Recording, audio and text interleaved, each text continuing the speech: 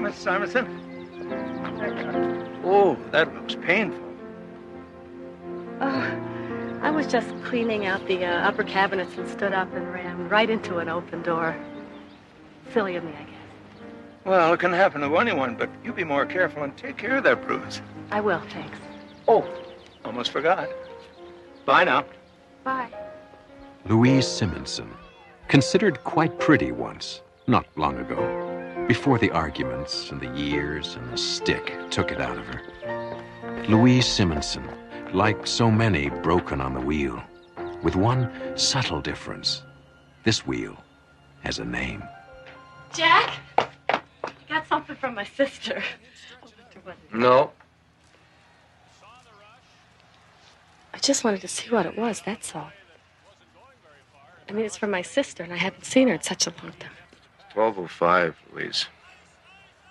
12 o'clock is lunch. Lunch. 12 o'clock. Get in there and fix lunch. Now.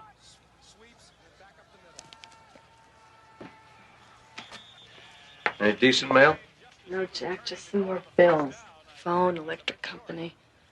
I thought you paid all the bills. What? You're saying I'm not doing my job? You're saying I'm not a good husband? That I don't take care of you the way you'd like? No, I'm not. Oh, there you see. Made me miss something. It's 12:06, Louise. 6 minutes past 12. We know what 12 o'clock is, don't we? 12 o'clock's lunch.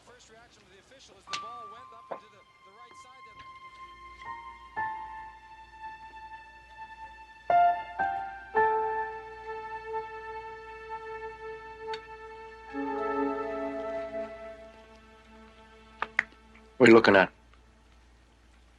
I was just wondering if I could open the package now. It might be perishable or something.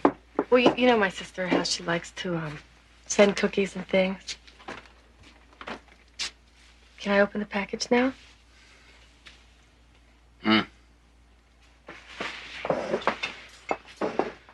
Cookies?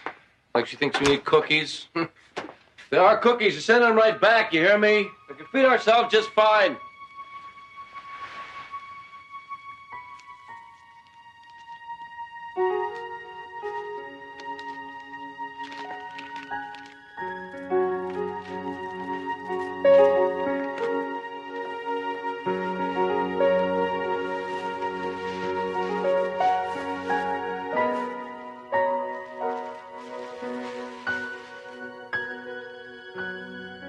Oh, Susan, you remembered. Remembered what? It was my birthday Friday. Happy birthday. Let me see it. Oh, it's just this dog she sent me. What did I say I was going to do anything to it?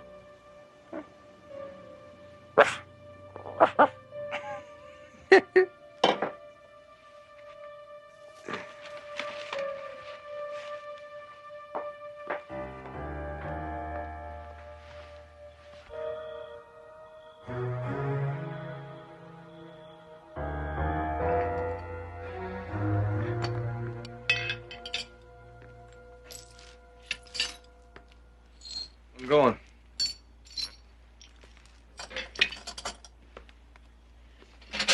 Let me see. Oh, that's not so bad. Make such a big deal out of it. They said you'd have a crybaby. I'm sorry I burnt the eggs. That won't happen again, will it? Come on. Give me a little kiss.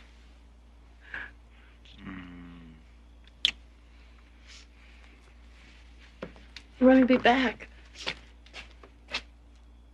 When I feel like coming back.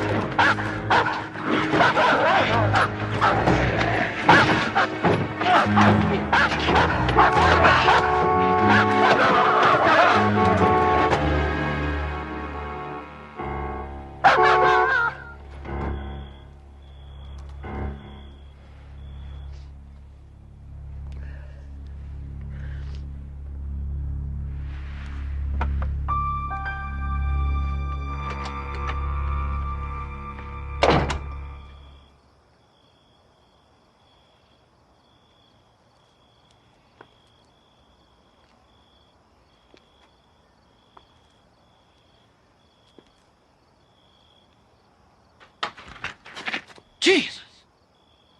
Did you see it? What? The dog! It was right there. I thought it was gonna tear right into the truck. I don't see anything.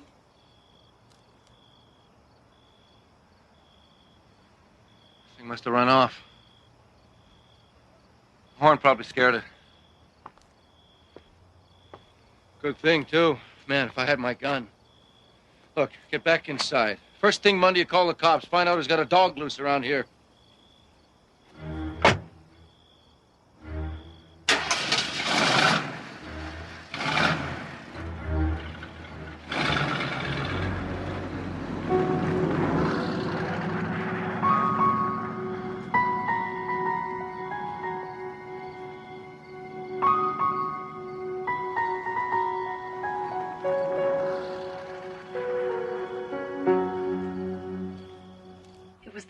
Pathetic dress I've ever seen. I wish you could have been there. You would have loved it. The color was horrible. But it would have been perfect with the new color on your face. I don't want to talk about it. But you can't keep letting him do this to you. It's not his fault. Not really. It's me. I always get things wrong. I'm too slow. I try not to, but sometimes I just get mad. But don't you ever get mad? Don't you ever get angry at the things he does? Sometimes. Like this morning, I got so mad at him. It was like I could feel the anger just building up inside of me, and I felt like I was going to explode. I hate myself when I feel like that. So you bury it. Louise, I think you gotta let it out. That's not how I was raised. Would you like some more coffee?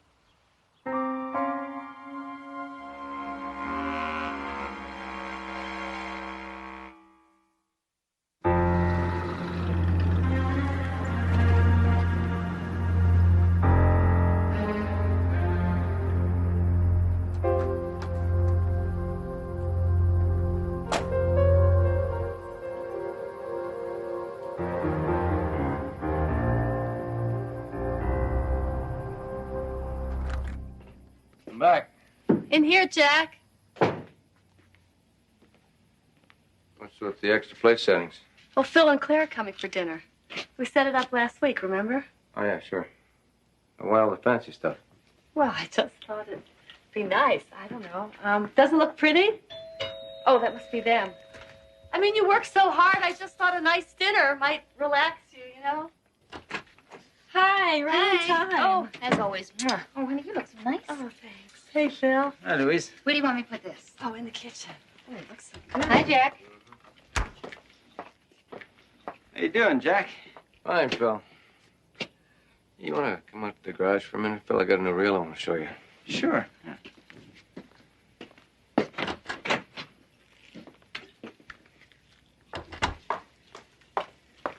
Do you like it? It's real nice. Is this an occasion? Well, I just thought that from now on, if I tried a little harder, things with Jack would, well, you know. I know. I know. You are sweet and forgiving, and he doesn't deserve you. Well, I better go get Jack. You know how those two are once they get talking.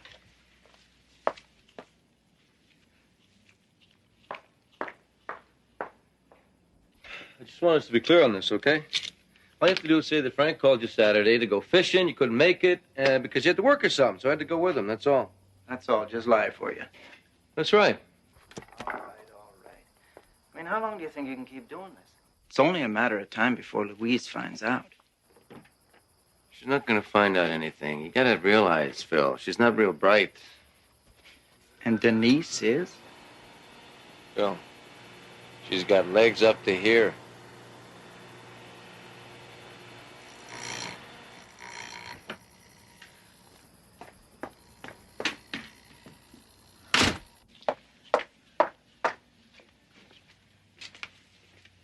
You okay, Louise? I'm fine.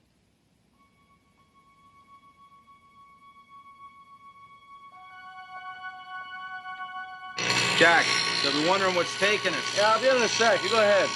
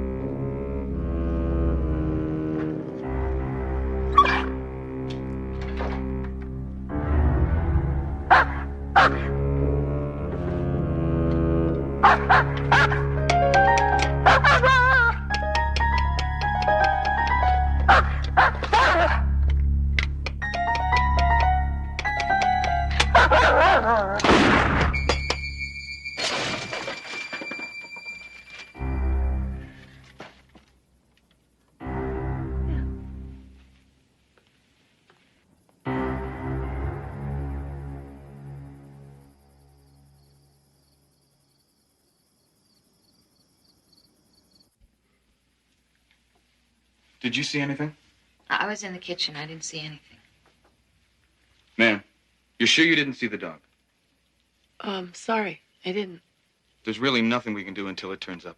If you see it again, just let us know. Meanwhile, I'd advise you not to fire that thing again until you know what you're shooting at. And you better be able to show cause. Good night. Well, listen, Jack, it's getting late. Honey, Maybe are we you should okay? call. Yeah.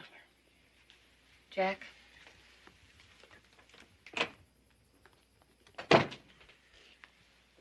Oh, you were a fat lot of help. Why can't you back me up once in a while? I didn't see it, Jack. I can't lie. You know that. Great. Another thing you can't do. How was the fishing, Jack? You never did tell me how it went. It was fine.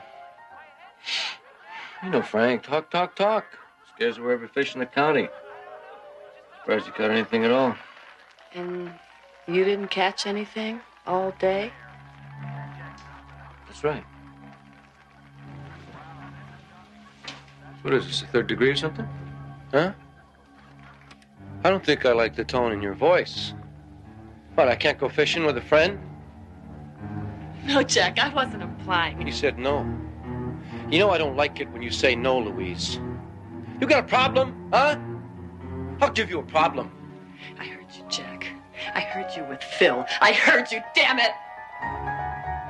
So what? Come on, Jack. Stop it. Stop it. Stop it! Jack, come on, now, please! What the hell?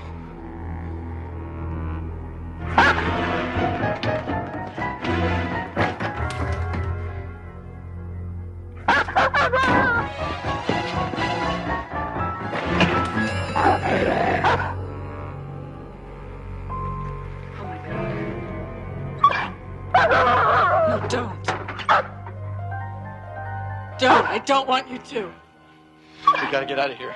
Jack, I can't seem to make it stop. I'm sorry, it just came out. I didn't know. What are you talking about? Stop it! It's me, damn it! It's me! It's here because I wanted you to stop hitting me! Come on!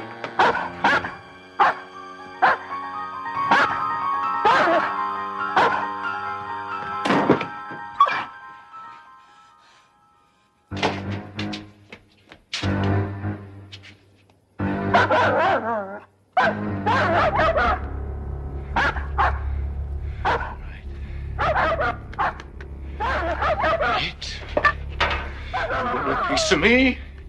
Come and get it! Come on! Come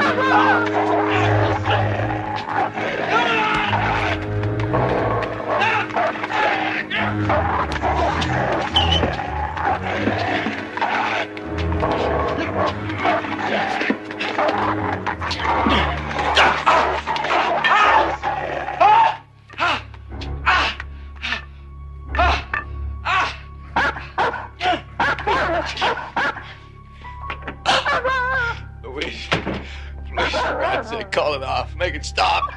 I can't stop it, Jack. I can't. Maybe I could have once, but... God help me. I don't love you anymore, Jack. There's nothing I can do. I can't stop it. Please, Louise, call it off. Promise, it'll be different this time. Please, just give me a chance, okay? Just a chance.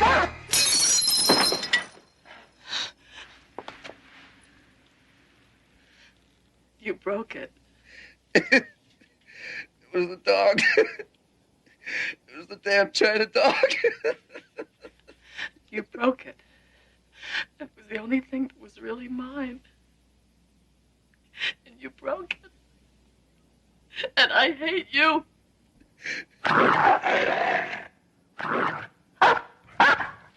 Didn't work. Louise. Louise. Make it go away. I hate you. I wish you were dead. No. Stop it. Stop it. Stop it.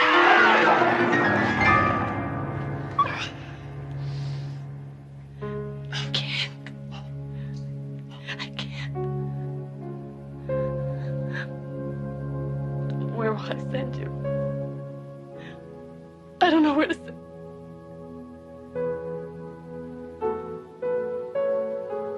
Come. Come on. Come on.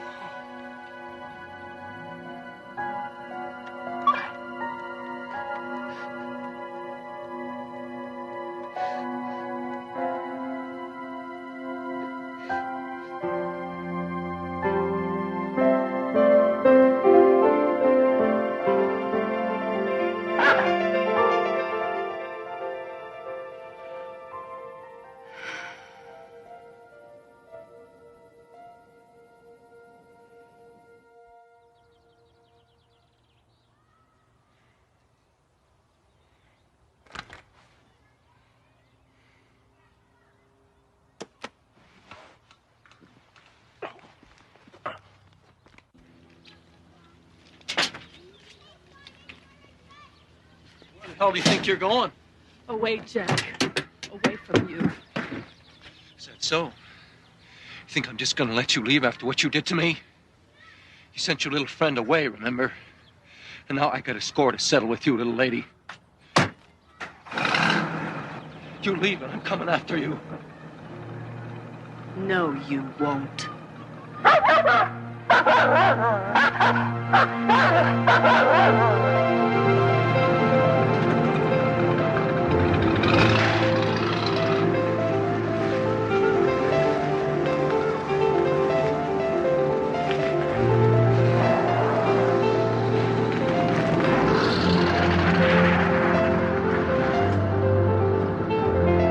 Louise Simonson, driven by pain and anger into the desperate regions of the human heart, only to discover the preeminence of her own personal power, an act of recognition that reverberates in and out of the Twilight Zone.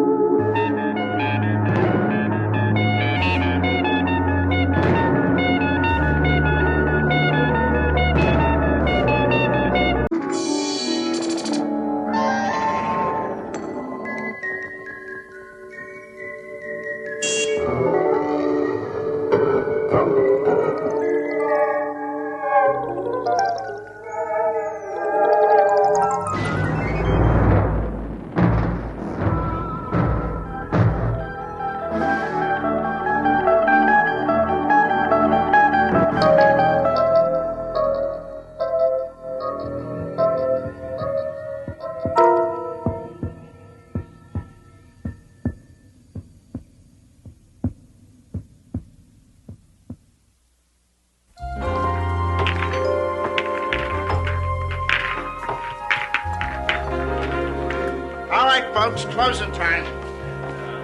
Oh, look at this shot. You'll never sink this in a million years.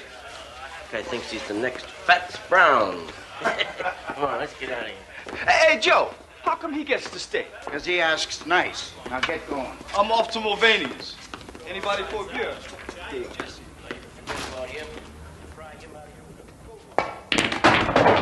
You see what I mean? You see what I mean?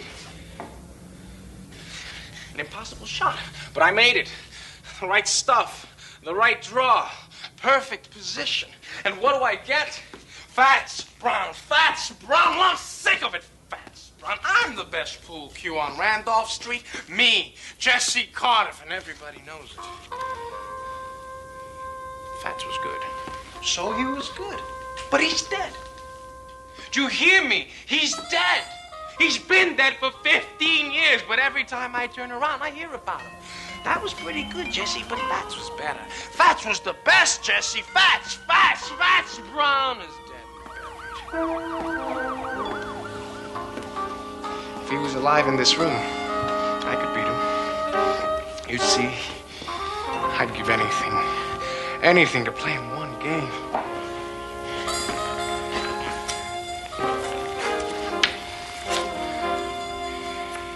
I'd show you who's best. One game. One lousy game. At your service. Jesse Cardiff, pool shark, the best on Randolph Street, who will soon learn that trying to be the best at anything carries its own special risk, in or out of the Twilight Zone. You called? But you're dead? Not really. As long as people talk about you, you don't really die. As long as people speak your name, you continue. The legend doesn't die because the man does. This is impossible. Nothing's impossible. Just some things are less likely than others, that's all.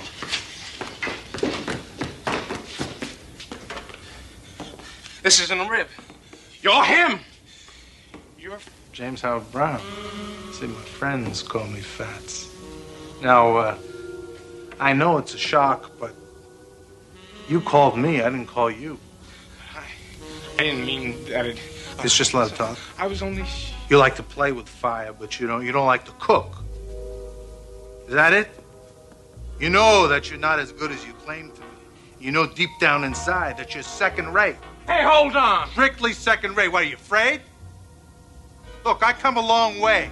I don't like to be fooled with. I meet guys like you all the time. A little knack, a little skill, a little style. But when the heat's on, you choke. Excuse me. You've never seen me play. How you know I can't beat you? It is possible, isn't it? Oh, yeah, it's possible. But you ain't gonna do it with your mouth. All right, fat boy, dead or alive. I'll tell you something. You may be some tin god, but I think you're just a big balloon waiting for somebody to put a needle in you. Well, I'm that somebody. This is the needle. So you play me then? Rack 'em.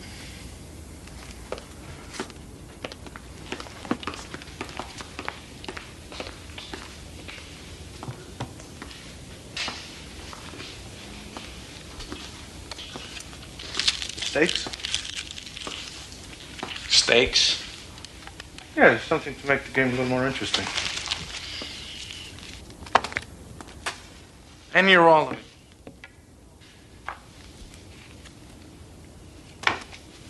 Hey. Use your brains, kid. What good is that to me? And what?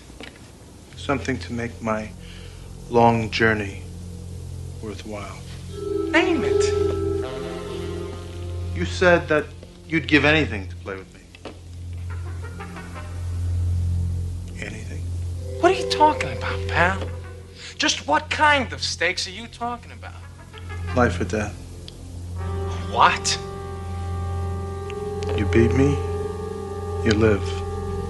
You lose, you die.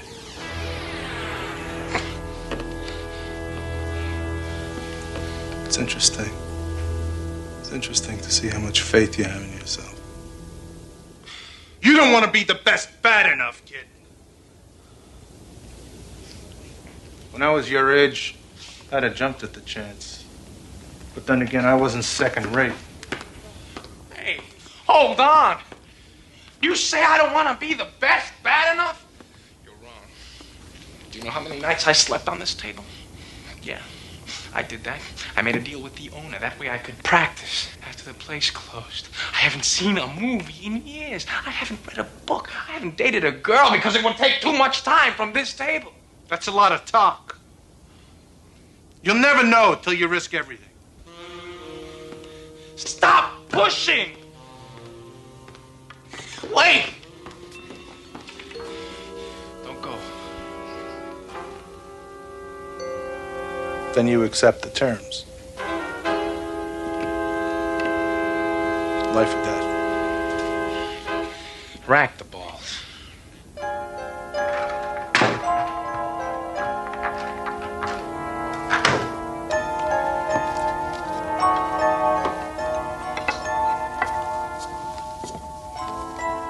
I had this specially made for me in St. Louis. Rock maple, ebony. Cost me $600. I've been making a living from it for about 25 years. What's the name of the game? 9-ball? 8-ball? Rotation. Get out of here. Nobody plays that. I do. What's money, not up to it? I'm up to it. I know the rules. 300 points. You toss for that break? Sure. Call it. Tails.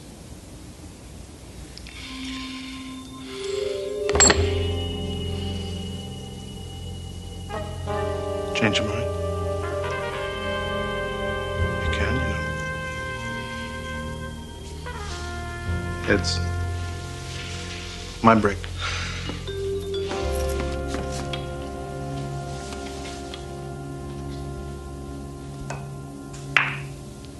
Two balls on the rail. A perfect break. No advantage given. Now it's your turn to scatter the balls.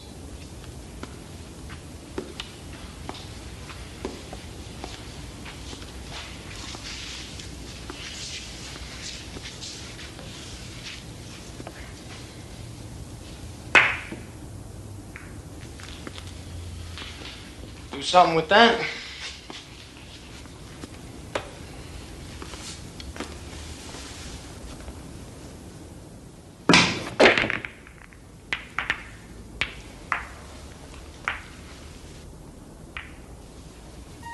Looks like you're sewed up. It'll cost you if you don't connect with the one ball.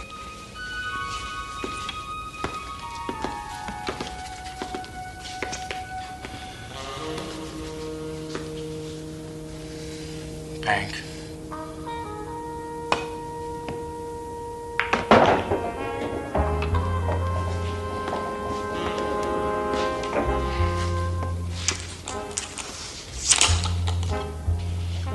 Two rails, 2-ball corner pocket.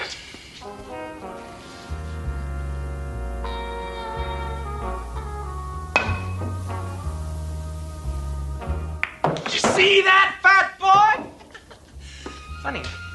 No man can rise to the occasion when his life is at stake.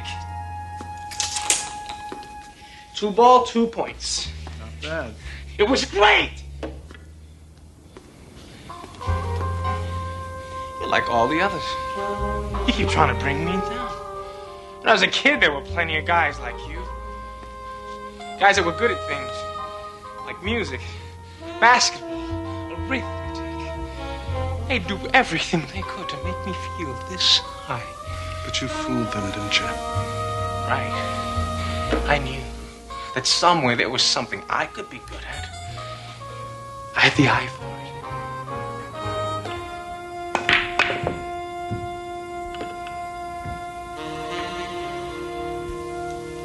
What happened to it?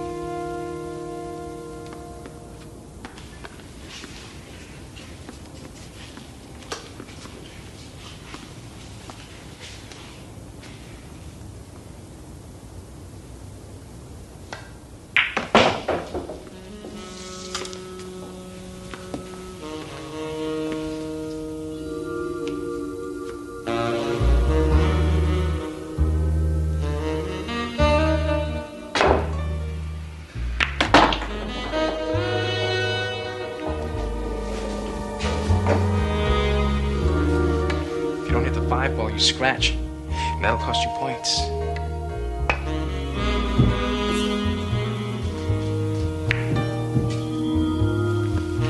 Your shot.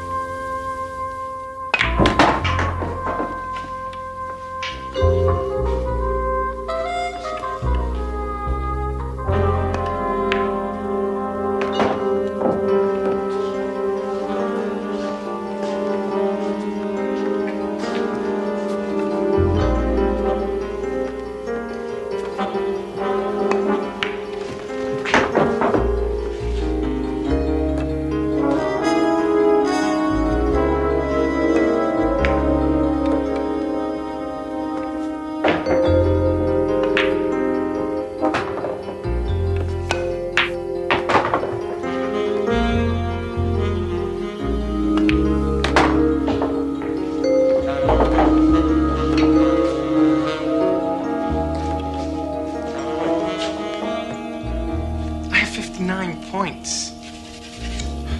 You have 7. Game's young yet, my friend. Very young. Shoot.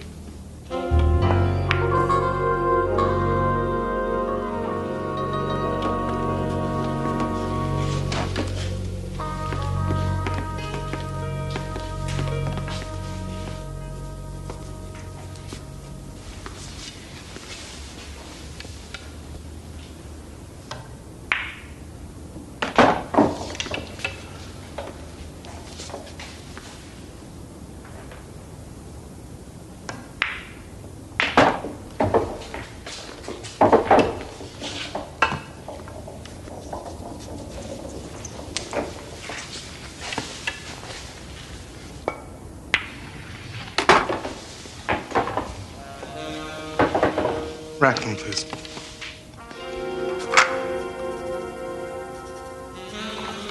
$15 ball in that pocket, and a perfect break at the same time.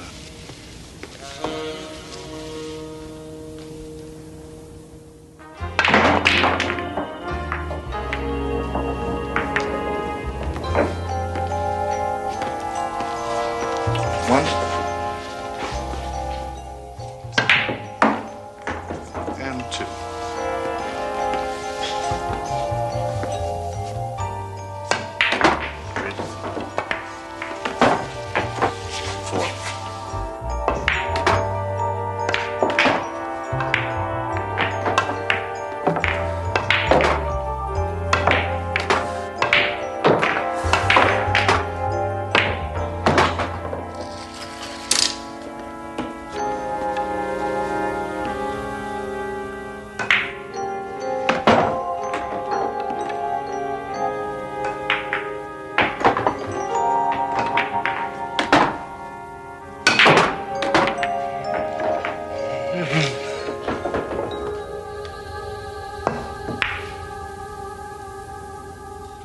You need every ball on the table to win.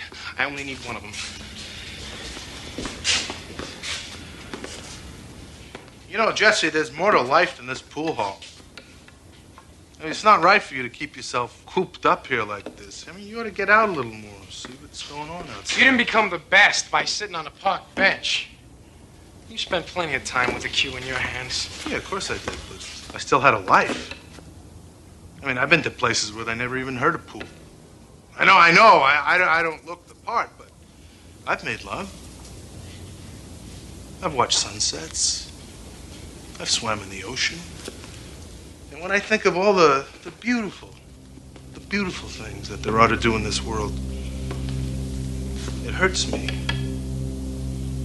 to see you rotting away. Because that's what you're doing. You're rotting in this dark room. You're lying. You're trying to distract me. That's low.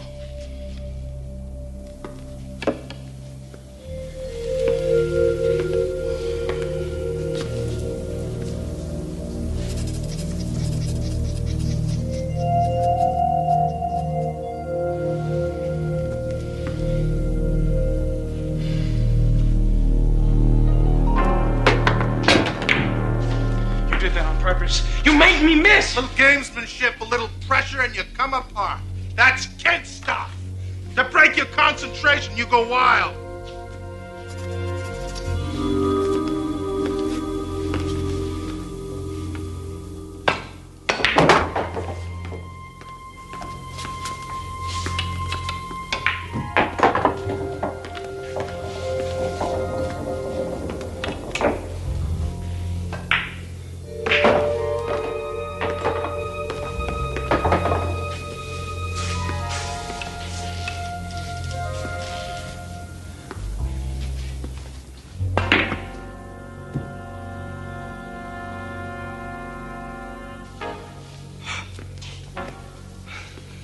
That's it. The game ball. All my life, I've waited for this moment. Sink it, and I beat you. I become the greatest. If you sink it. You're sweating. Why are you nervous? For reasons you probably wouldn't understand. Oh, I understand. It means a lot, doesn't it? Even to a dead man. To have your name up there as the unbeatable champion of all time. Well, it carries a certain satisfaction, yes. I'll give you a shot at my crown, Jesse. But only if you're willing to stake your life on the game. Couldn't be just a friendly game, could it? Well, I take him as I get him. It's not just a friendly game to you. It's a life or death thing. So I acted accordingly.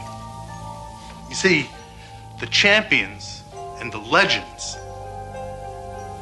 serve a purpose. They're an incentive. They're a challenge. I don't need no challenge. Everybody needs a challenge. The great musicians, they're better. They're better because of Bach. They're better because of Beethoven, Mozart. See, I'm just a pool player. But I'm the best. You were the best.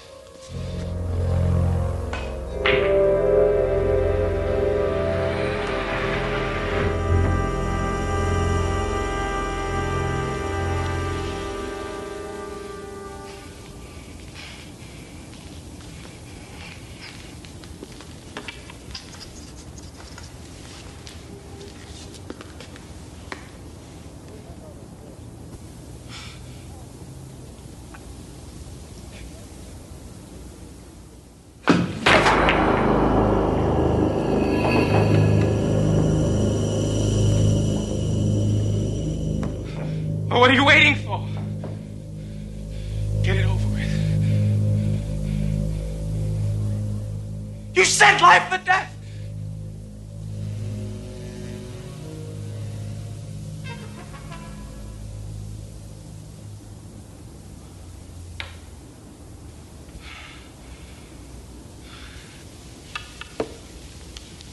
No, you really didn't expect me to kill you, no, did you? You said if I'd won, I'd live. If I'd lost, I'd die. And you will. As all second-raters die. You'll be buried and forgotten without me touching you. See, if you'd have beaten me, if you'd have beaten me, you would have lived forever. You tricked me. No. No, you just have to be tested under pressure, that's all. Any man can be a marksman if the target doesn't shoot back.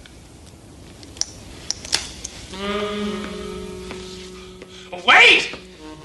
It's not over! I haven't given up. I'll practice. Night and day. I'm still alive. I can be better. I will be better.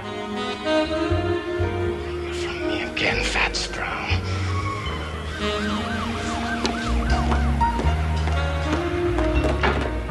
Lives of great men all remind us we can make our lives sublime. And departing, leave behind us footprints on the sands of time, on the earth as we know it, and in the Twilight Zone.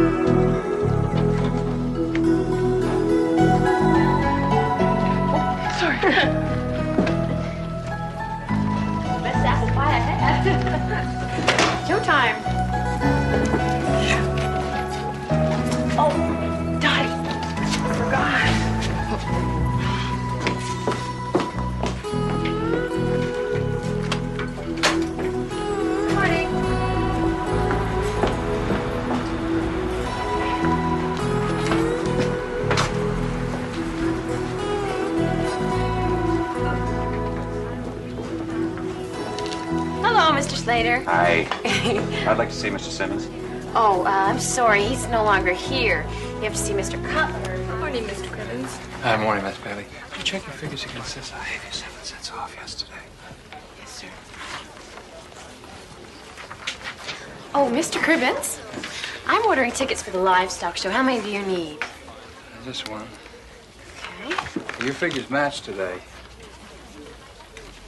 Hi, Barb. Still trying to get him into a conversation? Great. I've only been trying for a year. Hello? I'll tell him right away. Mr. Cribbins? Mr. Cutler wants to see you in his office right away. Thank you.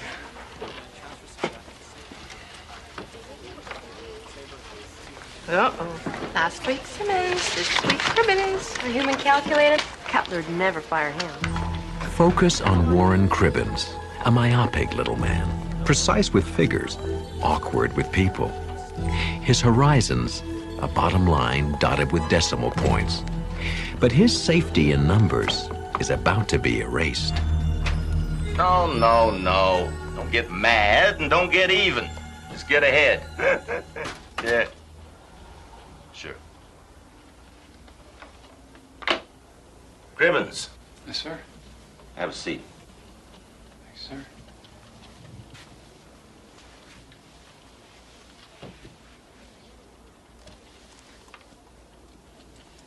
I'll get right to the point.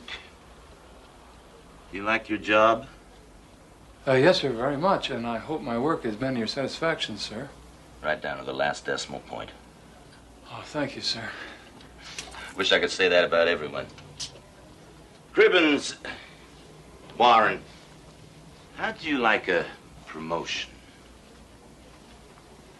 Well, I've decided that you should replace Simmons as the new loans officer here at the Farmers Bank. actually, I think I'm better suited. Exactly. You respect the numbers. Well, honestly, No, don't thank me. Sandy will help you get set up. She's your new secretary, and we can discuss your salary later. Here, take this file and look it over. You'll find it's fairly typical. Yes, sir. Congratulations. Oh. Thank you, sir. Sandy, will you come in here for a moment, please?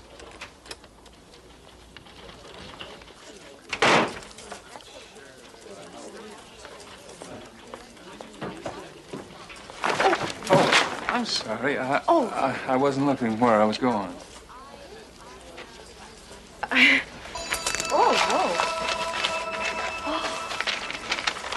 Oh, no. Oh, no. Oh, I'm so sorry. Oh, that's all right. Oh, I'm so sorry. I can get them fixed for you. No. That's all right. I only need them for close work. I'll get by. Oh, Mr. Cribbins. Yes? That's my book. The blue book. Oh. Yeah, yes, it is. Thank you.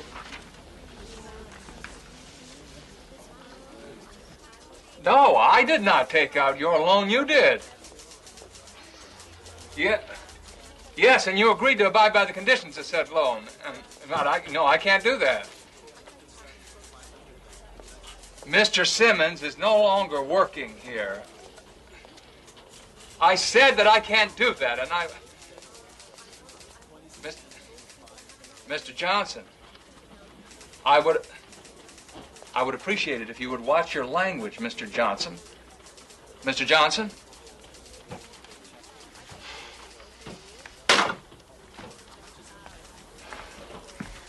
Did you want anything in this hot water? Oh, no, I have my own tea bags.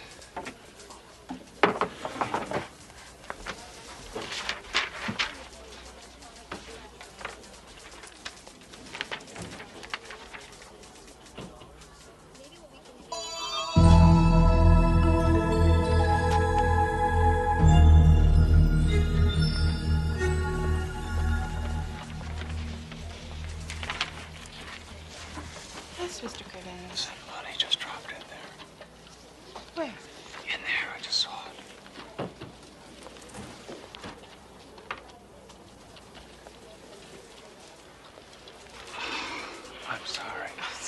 have sworn that really I am. I'm sorry.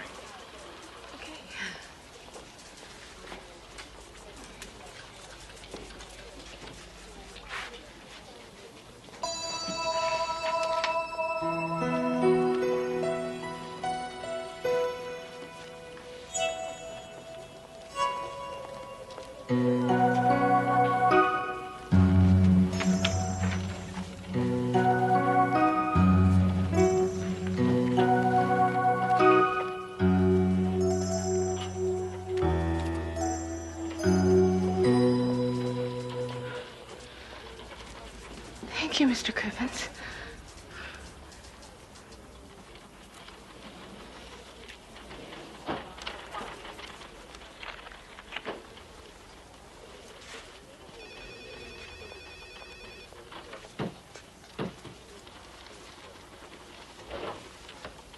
Mr. Cribbins, Mr. Cutler wants to see you as soon as you've read all of these. Thank you. Okay, now those green pins represent the property that the bank already owns, the color of money. And the white ones are what the major farm combines own, pure and untouchable. And the red ones, well, they're what we have paper on, mortgages, Warren. Some firsts, mostly seconds, for people mostly operating in the red. And those are my new concerns? Exactly. We have to call in all outstanding loans as they come due. I see, but what if they can't pay? Then we foreclose.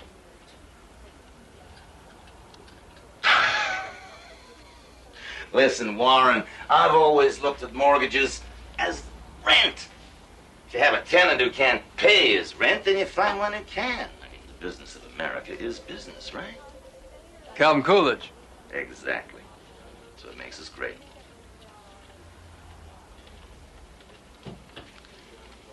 Warren.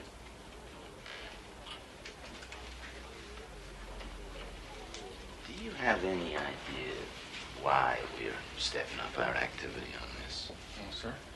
Well, it has to do with the new state highway coming through. If you own land the government wants, it's like sitting on oil. Do you know where the new highway is going, sir? Oh, boy. If I knew that, Warren, I'd own this bank instead of working for it. Anyway, the more deeds we own, the better our chances. So let's start changing those red pins to green. ASAP.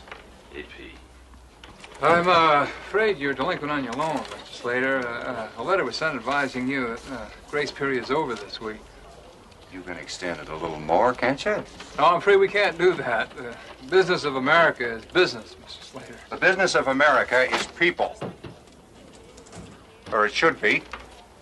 Please, Mr. Slater, let's not take this personally. This is just business.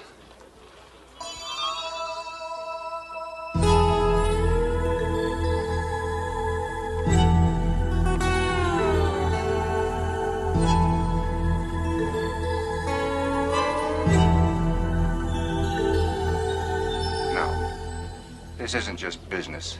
This is my life. Just remember what that farm means. To me, my family, this whole community. I promise to look at the figures again, Mr. Slater. See what we can do. Name's Vern. Thank you.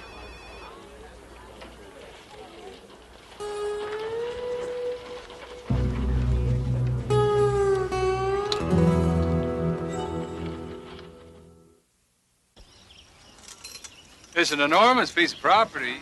Without us farmers, just dirt and dust.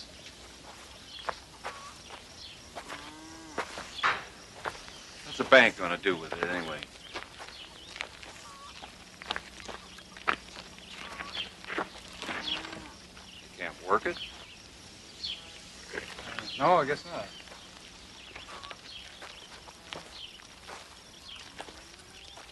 Adam, where's your mom? Mom! Emily!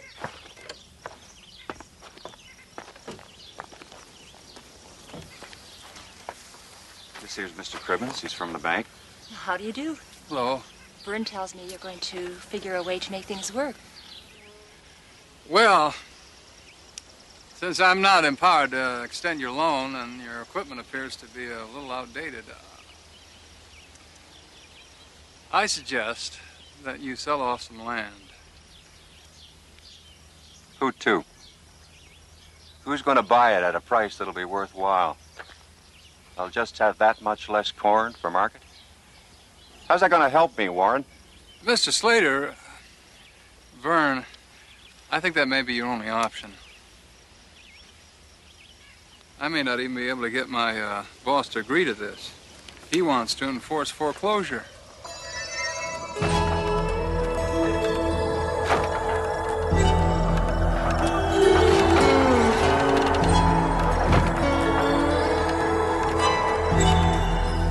I think enforce is the key word here. Please, just look this over and think about it. I ain't selling. You hear me, Warren? You go down to the bank, you tell them I ain't selling. Tell them loud and clear, Warren. You hear me? I got faith in you, Warren.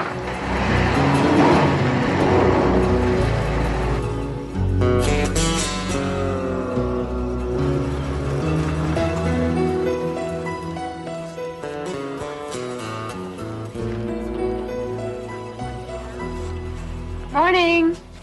Good morning. Oh, Sandy? Can I see you for a minute? Sure. A minute, sit down. Okay.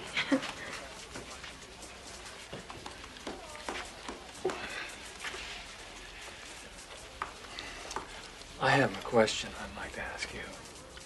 If you were in a position to help some people, but by helping them you might lose a great deal yourself, yet by not helping them, the people you want to help, they may lose everything.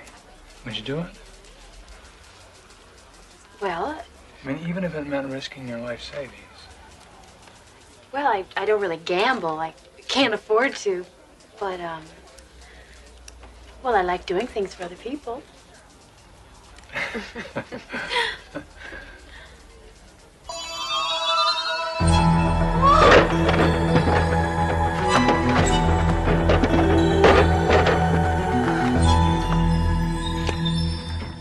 Whoa, what's wrong? What do you mean? What I mean is you just jumped right up out of your chair. Oh, well, nothing. Nothing really. Oh, yes, would you do me a favor? I'll try. Would you draw the cashier's check for this amount from my savings account? Sure, no problem. Anything else? Yes, there is one thing. Please, be very careful around the bank. You sound like my father. Please, be careful. Okay, I will. Thank you for your concern.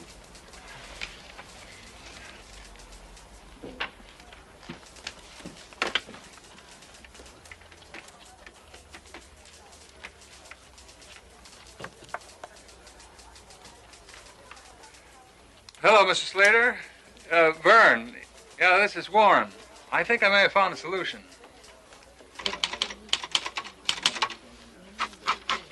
Vern, I think this may solve your problem.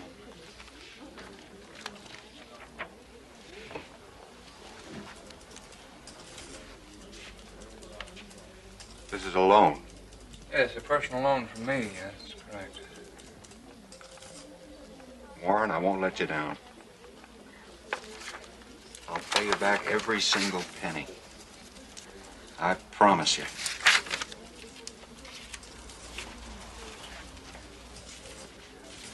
Just deposited by 3, Warren. This is due day, you know. Don't worry, Vern. They let me cut in line here.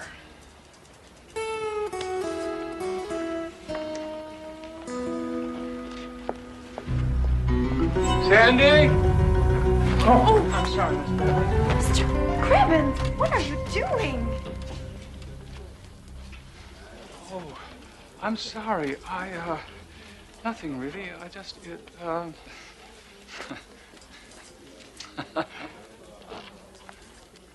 I thought you were going to fall.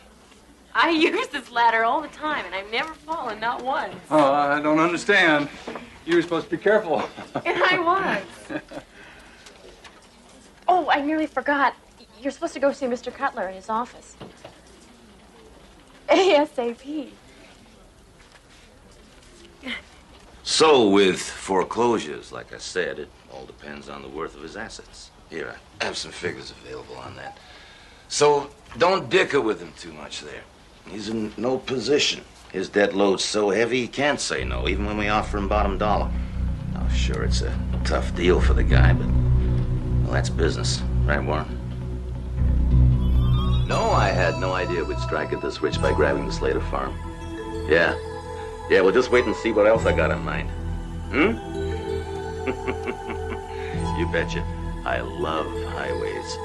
Warren? Warren, did you understand what I just said? Yes, sir. Offer Vern Slater bottom money because he's so far in debt he has no choice but to take it. Exactly. Remember the note's due today, plus penalties, plus back taxes. But you can waive it all if he takes our offer. So, get on it.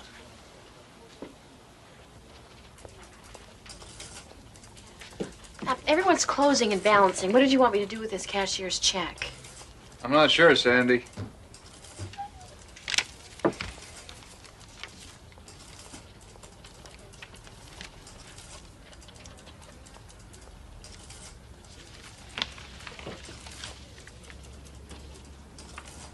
Deposited in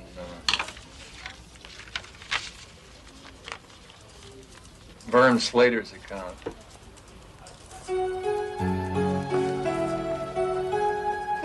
After what I told you, after everything I said. don't understand. You understand perfectly well. Don't play that game I'm with me, not sure Griffiths. what you're talking about, Mr. Cutler. We should have owned that property. If not for you, we would have. You are directly responsible for costing me a fortune. How is that, sir? How's that? Please stop screaming at me, Miss Cutler. That new state highway is gonna cut straight through Slater's farm. Oh, really? You personally loaned him that money! You betrayed me, Cribbins. Well, I don't see it quite that way, sir. How do you see it? Aren't we the Farmers Bank? I just helped out a farmer in need. Clear out your desk, Cribbins. You're fired. You sure you want to do that, sir? It's worth the severance pay just to get rid of you.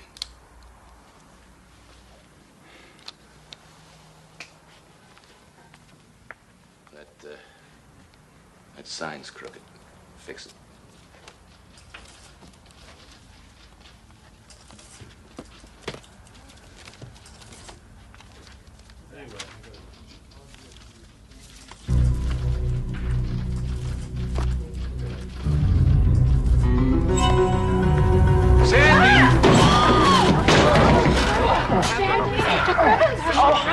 What happened? You okay? Oh, I think so. Are you okay? I told you to be careful, Sandy. You were right, Mr. Cribbins. Warren. Warren. Oh. Oh, thank you. Thank you. Oh. Oh, no, I did it again. What? Your glasses, I broke them. I think they're totally useless now. Well, that's all right, Sandy. I won't be needing them anymore.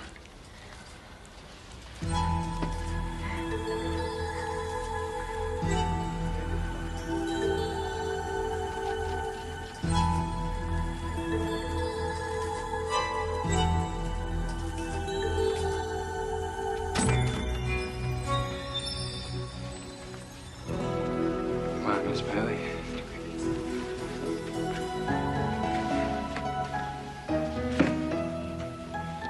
Accidents will happen, and Warren Cribbins had a lucky break. Instead of blindly following orders, his eyes were opened, and he saw humanity, and discovered it was his greatest asset. Add him to the list of those who have peered into the Twilight Zone.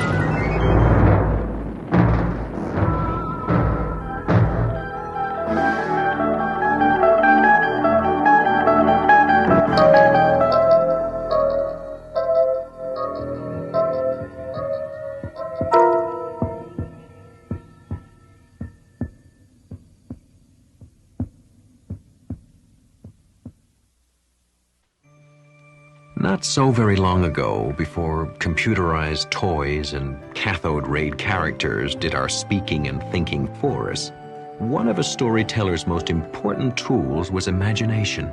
The imagination of an audience. That was how it used to be, once upon a time. Maybe a few more minutes? No. No, I don't think so.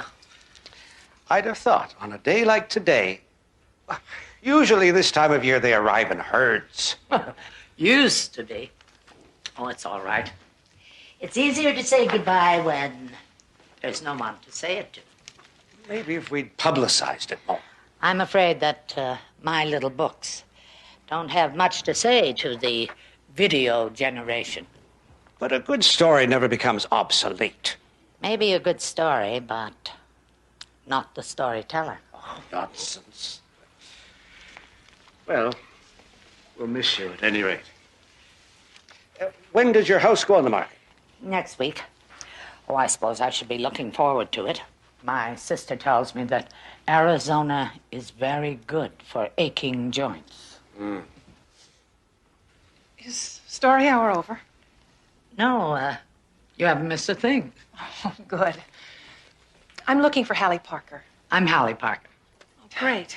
I'm Nancy Harris. It's very nice to meet you. It's nice to meet you.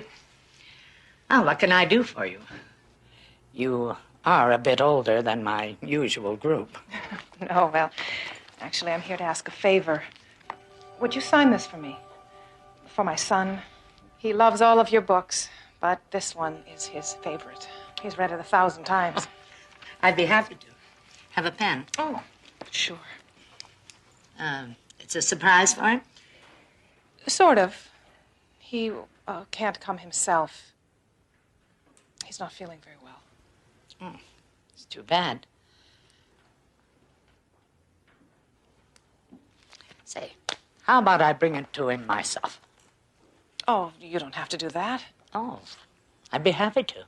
Are you sure? Write down your address and your phone number, and I can bring it this afternoon. Oh, he'd be thrilled.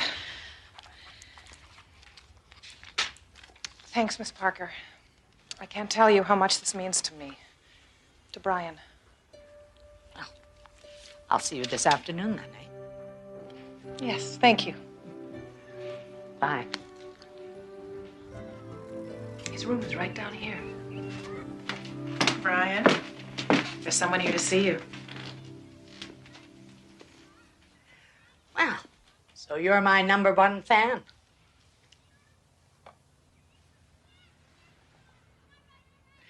She's a writer.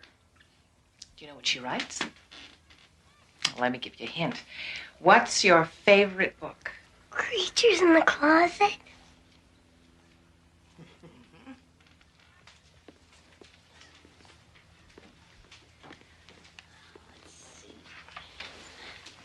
Can you read that? To Brian, who I'm sure always picks up his toys and always puts away his clothes, and who certainly never, ever, ever has creatures in his closet. With kindest wishes. What's that? That's me, Hallie Parker. What do you say, Brian? Gosh, thanks, Miss Parker. You're very welcome. Want me to read you a story? I can read. Of course you can. What would you like to read to me? You can if you want.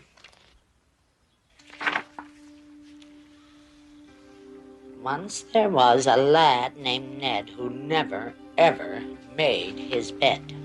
His toys were never in their box. His bedroom floor was piled with socks, and under them was underwear. Who knows what else was under there? Ned's mother begged. She pitched a fit. Your room looks like a cyclone hit. And did Ned care? Not one bit. This part. And when he started cleaning, this is what he found. creatures in the closet, badgers neath the bed, no toys inside the toy box. A pen of pigs was there instead. I guess I never noticed, was all that dear Ned said. And Ned just said, so that's what made that noise. I knew it wasn't me. I'm the quietest of boys.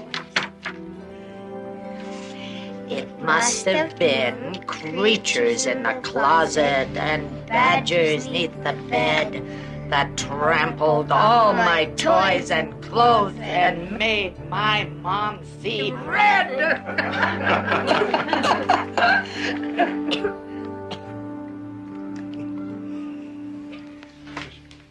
He has to go to sleep now. Mom, Oh, no, that's enough excitement for one day. can you come back again? Well, I don't know, Brian. I'm going away. I'm moving to another place, and it's a little far away.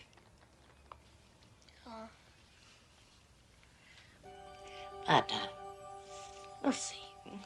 Okay, bye, Miss Parker. Bye, Brian. Now, you get well real quick.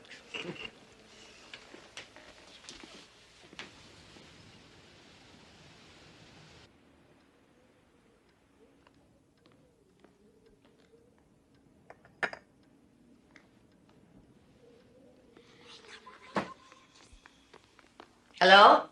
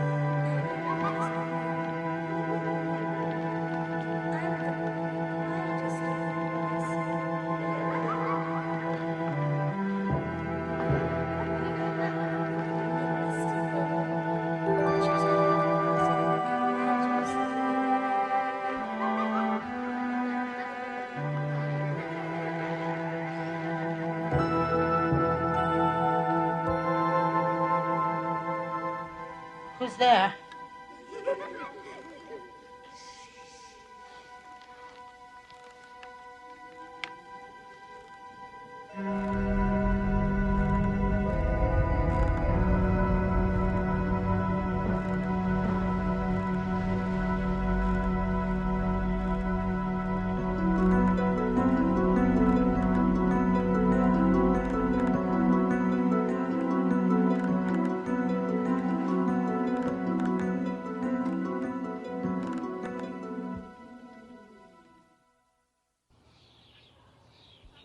Broker's due here any minute.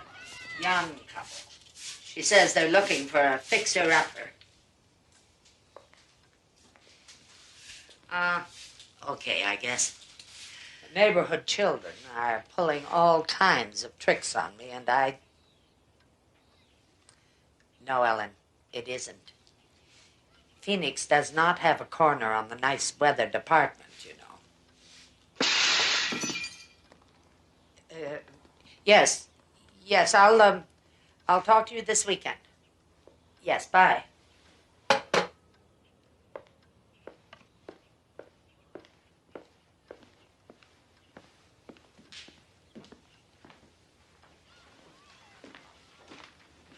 Oh, no.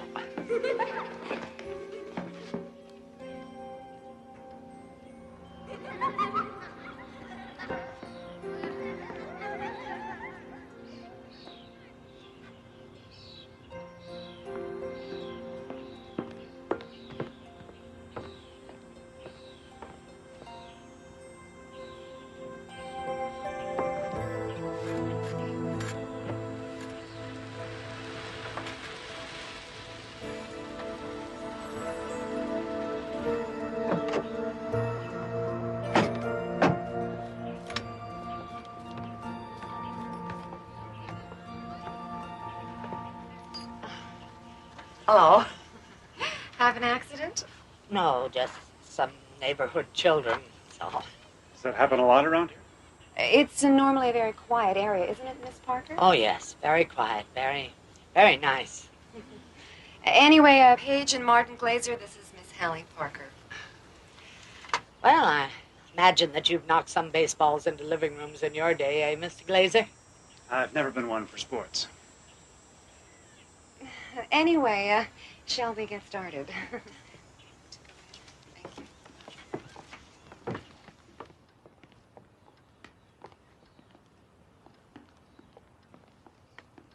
Solid oak.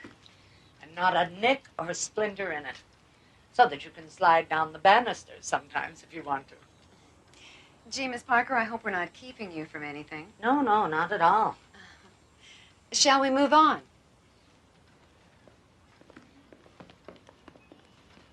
The room seemed rather closed in. Imagine all of this opened up, you know, with the sun coming in the morning. It just makes the world a difference. I suppose if this dark old furniture was out of here, we could put in that white leather sofa we were looking at.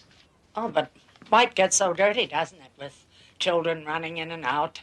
That's not a problem. We're not planning on children. Next room? I know it seems tiny in here, but it's all the books that make it feel so small.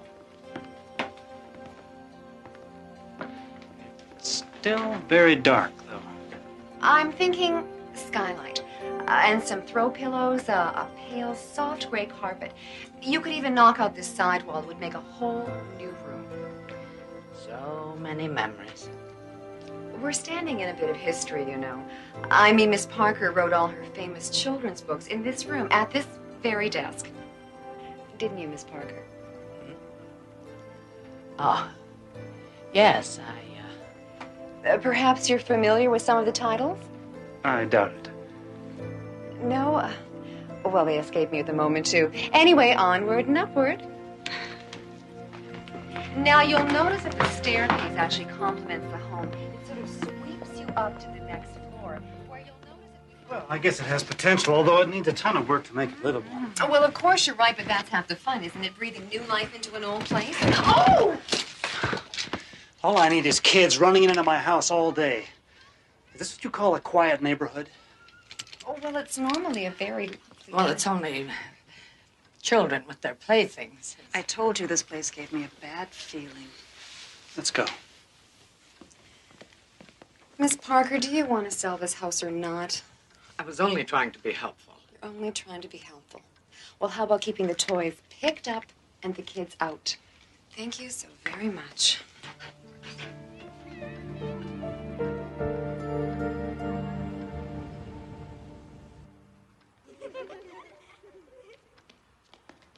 Who's there?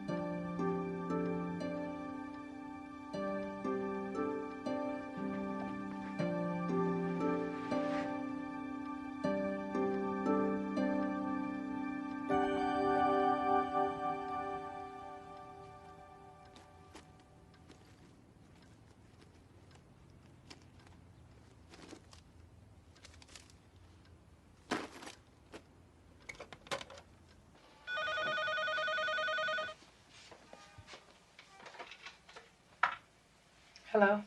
Mrs. Harris, this is Holly Parker. Holly Parker? You remember I came by to see Brian last week. Oh, yes, of course. Oh, I'm sorry to bother you so late, but I thought that you'd want me to call. I've had some trouble with pranks from the neighborhood children. Maybe some of them go to school with Brian. I don't know, but one of them has taken his book. What are you talking about? The book that I autographed for him. Miss Parker, Brian's dead.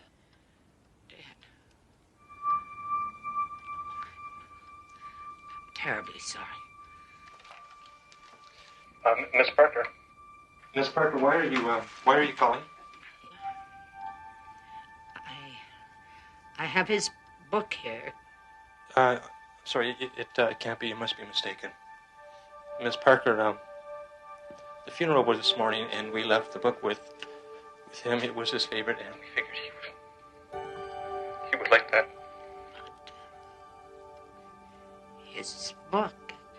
Miss Parker, I'm sorry, this is not a good kind of call.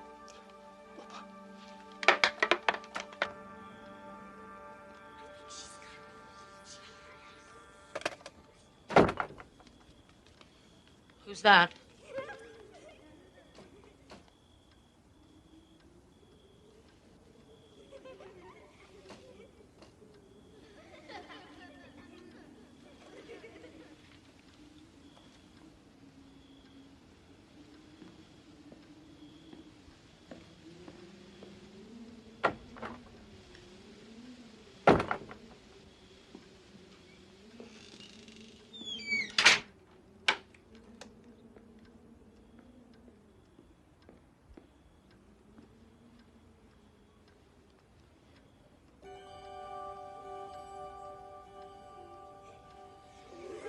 All right, children, where are you?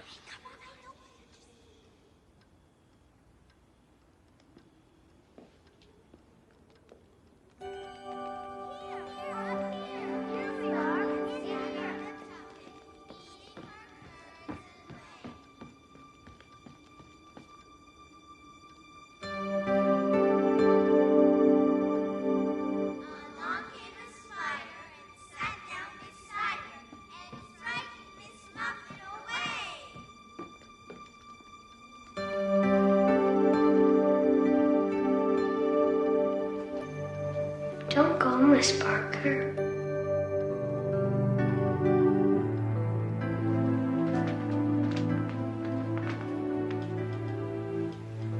Brian? Read us a story. Us? Me and my friends. We want you to stay. Stay! Read us a story. You won't leave us, will you?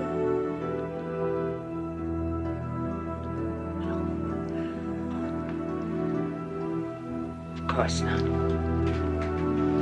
Promise.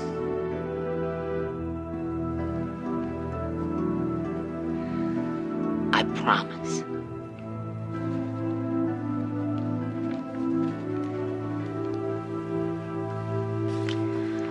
Once there was a lad named Ned who never, ever made his bed. His toys were never in their box. His bedroom floor was piled with socks, and under them was underwear. Who knows what else was under there? Ned's mother begged. She pitched a fit. Your room looks like a cyclone hit. And did Ned care? Not one bit. And when he started cleaning, this is what he found. Creatures in the closet, badgers in the bed, no toys inside the toy box. There was an old woman, a page in a book, mere phrases and words at which no one would look. But a tale worth telling has a life of its own, happily ever after, in the Twilight Zone.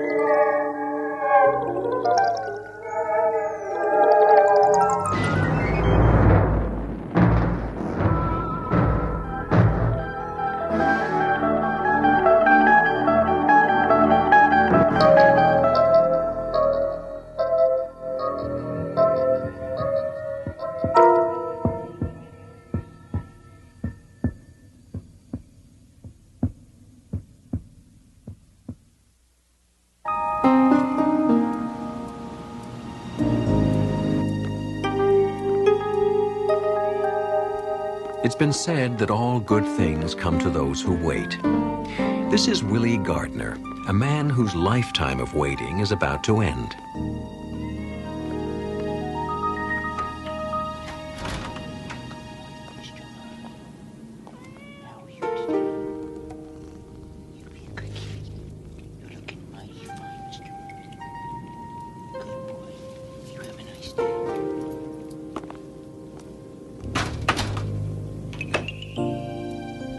Willie Gardner, a man with limited space, limited horizons, and limited contact with humanity.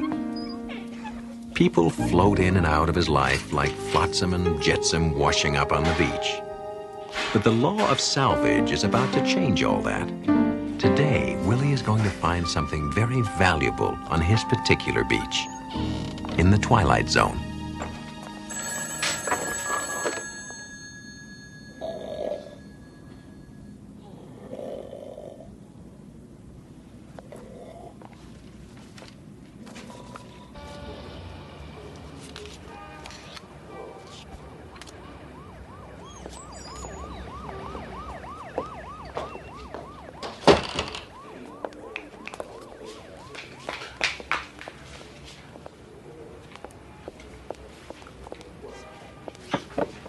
Hi, Willie. Why? Candy. Candy, right. I was just wondering, Willie. You don't mind that I call you Willie, do you? I don't mind. I was just wondering if you'd like to go for a walk or take in a movie, something nice. You mean go out? Me and you? Yeah. Well, I don't get it. I mean, we don't even talk other than you need change for the payphone or something. Well, sometimes it takes time to get to know someone. You know what I mean? I don't know. Well, okay, if that's the way you feel. No, wait. Hey, I really would like to go out with you. That'd be real nice. Yeah, really? Yeah, we could go for a walk. How about tonight? Yeah, sure. As long as you got $50. Nobody rides for free, Willie. Haha, very funny.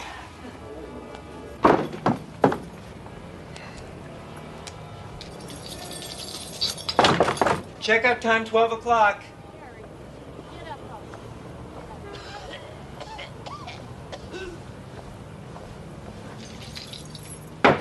Checkout time, 12 o'clock.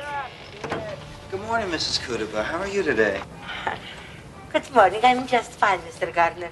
And how are you? Fine, thank you. About the rent, I'm sorry I'm late again, and I know that. But you see, my checks is late. I understand. Mrs. Kudaba, does it ever bother you? I mean, being around all these one-nighters? Where can I move for my social security? I guess you're right. Mrs. Kudaba, yeah, don't worry about the rent. If the landlord asks for it again, I'll cover for you. Such a nice boy, Billy. You know what?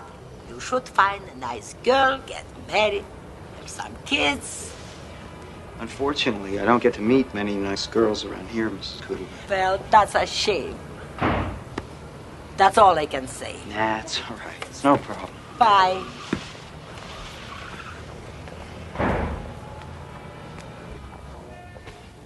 Checkout time, 12 o'clock.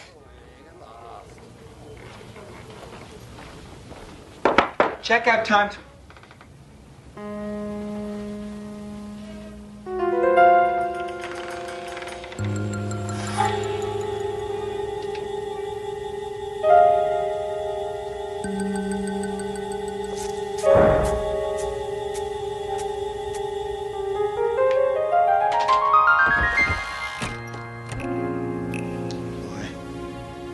I wish I had a nickel for every old piece of luggage ever left in this hotel.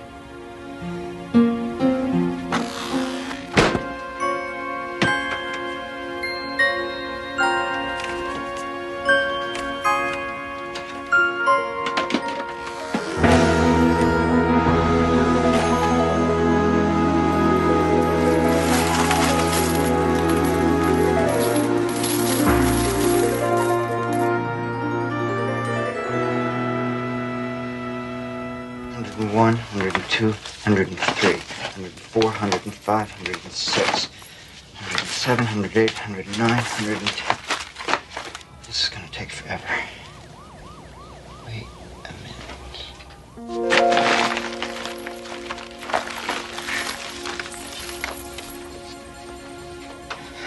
I wish I had an ice-cold root beer, just like I used to have when I was a kid.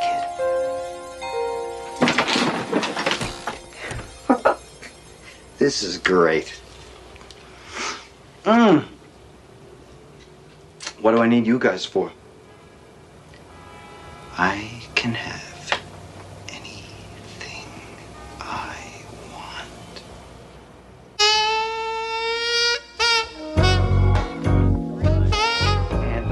And this is my new bedspread. It's what they call a blend. It's 50% something and 50% something else, but you'd be surprised. It almost feels like real fur. Mary, I don't mean to be rude, but I'm expecting some other guests. Hey! You leave? How's it going? Fine, Annie. Just fine. Thanks for coming. Hi, Candy. Hi, Willie. Thanks for inviting us.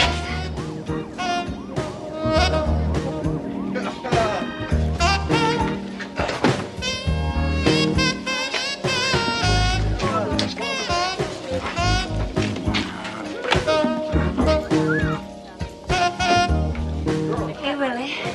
What's the girl got to do to get a drink around here? What you doing? It's not for the TV.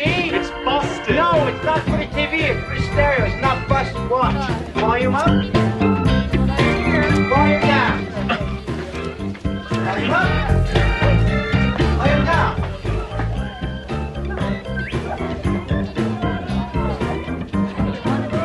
Hey, Willie, that's a real cool stereo, man. How come I never seen it before? Well, maybe you just never noticed it before. You never had no party before. Well, that could be it. You're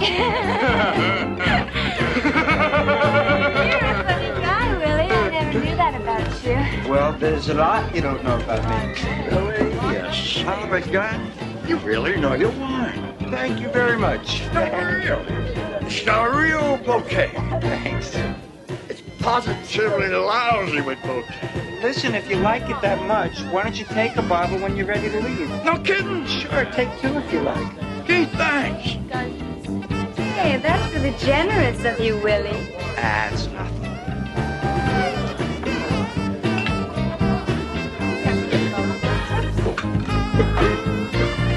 You're fresh, old buddy. I hope you're not leaving now. Yo, Willie, that sucker just took the last 3 bottles of wine. Oh, it's okay. Don't worry about it. No, please, calm down, everybody. There's plenty more where that came from. I'll go get it. Oh, I'll go with you. No, that's okay. You stay here and enjoy yourself. I'll just be a minute. I wish I had another case of my favorite sparkling champagne.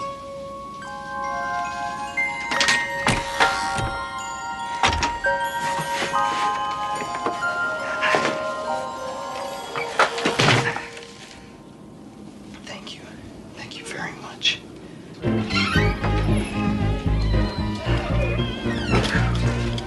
Good evening, Mrs. Kudaba. Oh, hello, Mr. Gardner. Sounds that you have lots of fun down there in your place. We are. Why don't you come on down and join us? Nothing personal, but some of your friends are hoodlums. Oh, they're not so bad. Come on down. Have some fun. No, I'm told for that kind of thing. Okay, shoot yourself. Good night, Mr. Gardner. Kudaba.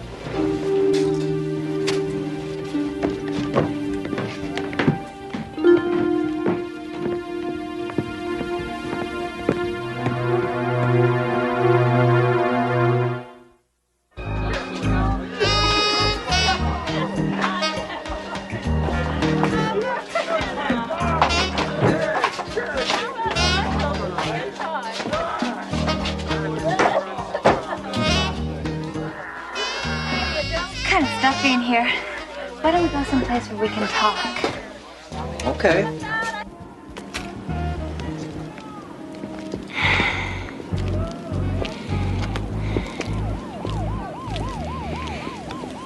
real pretty out here, isn't it? Really pretty. Kind of makes you forget what's out there in the streets. Candy, what is that short for? Beats me. My real name's not Candy. It's Lisa. Candy's just my street name. You think that's funny? Oh, no, I like it. What, Lisa? Well, yeah, that too, but I mean, I really like that you told me your real name. Yeah, well, listen, Willie. What's a nice guy like you doing without a girlfriend? Don't you like girls? I like you. Well, maybe that could work out, you know what I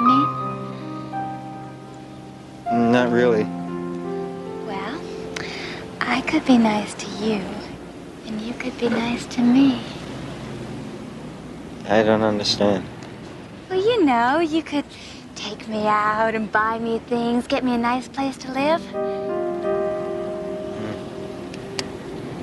Buy you things. Get you a nice place to live. Yeah, you could even stay there sometimes. Sounds nice, huh? Candy, Lisa, Candy, I'm not just looking for a girlfriend. I'm looking for someone who likes me for myself, not just for the stuff that I own. Hey, don't get me wrong. Really? Let's go back to the party.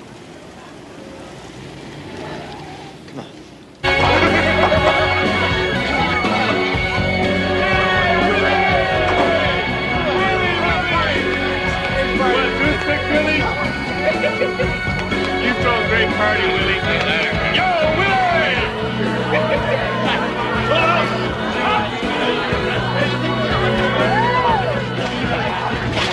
Try to go.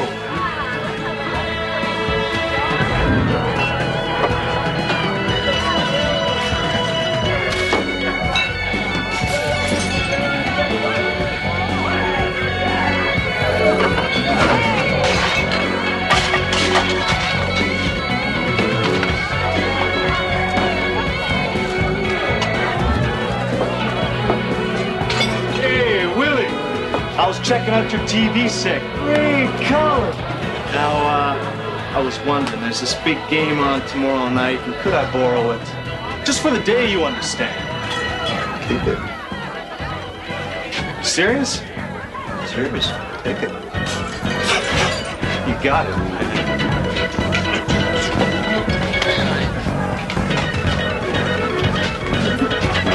Thanks, man. Sure. Hey, Willie. Did you just give him that TV? Yeah. What's it to you? Oh, why didn't you give me the stereo then? Be my guest. Really?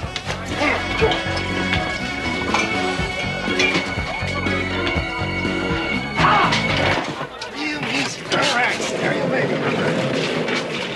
Thanks, Willie. Hey, Willie, how about this vase? Take them. Go ahead, all of you. Knock yourselves out. Take whatever you want, and then just leave me alone, okay?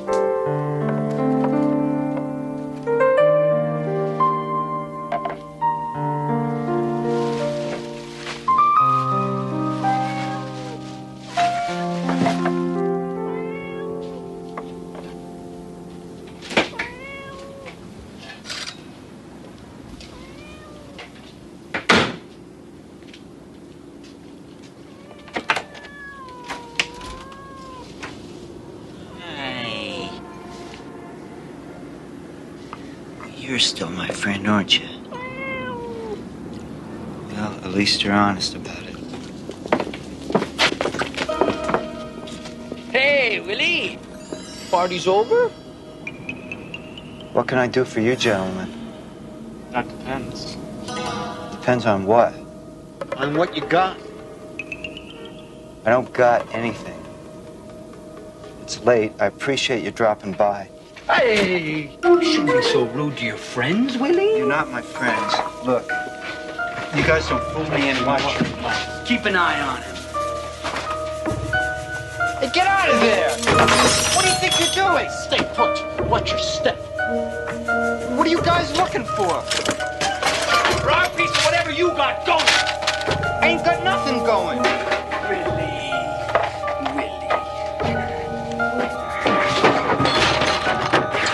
Now look, I don't know if you knocked over a bank or what, but we want our cut of the action. Nothing. I don't know what you guys are talking about. Oh? Wait, are you calling me a liar? Did Willie here just call me a liar? Sounded like it to me. Well, this insults me, Willie. I do not like when people call me a liar. Willie. Now look, I'm gonna make this real simple for you, Willie. You come across with whatever it is that you got, or I will cut your heart out and show it to you before you hit the ground. Okay, I get the idea. Smart boy, Willie. Now, what do you got for us? I got this for you. Get him!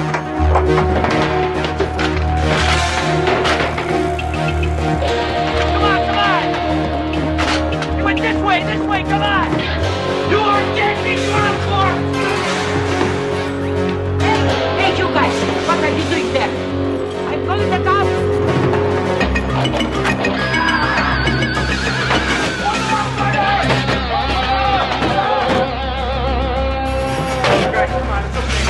Hey, come on!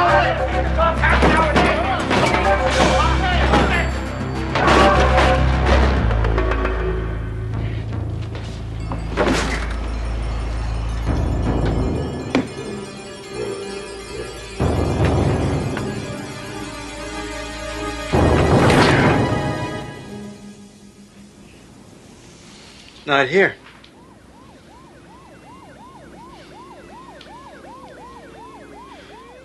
I can't take another fall, man. I'm still on parole. You're on your own, Danny. I'm out of here. Hey! Where'd the guy go? Can't just disappear.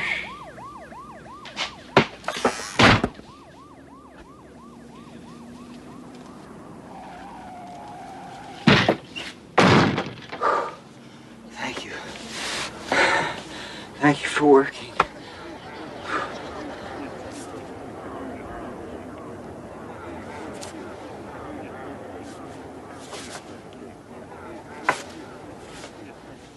Hey! Hey! Hey, open up! Hey! Hey! Hey, up!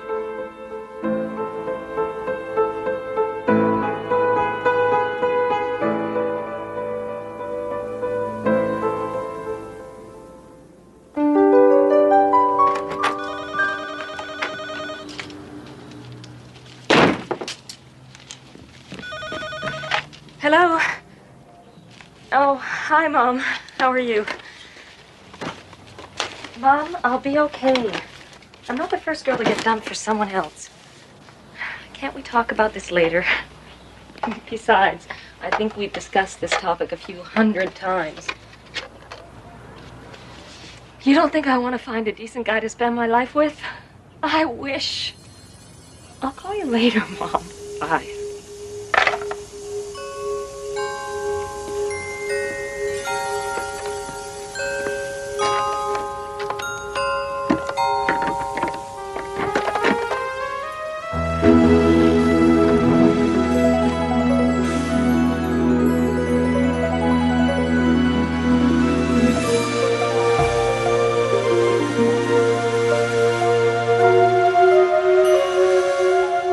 Willie Gardner, discovered in a steamer trunk the difference between possessions and real wealth.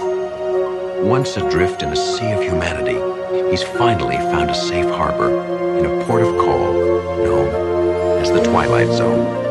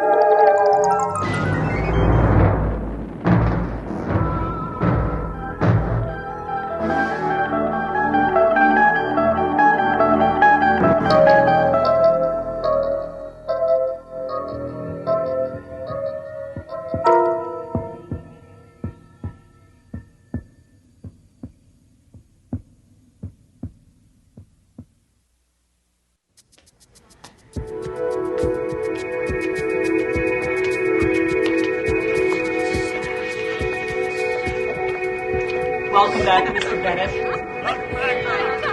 For he's a jolly good fellow, for he's a jolly good fellow, for he's a jolly good Heart transplant right here in our own office.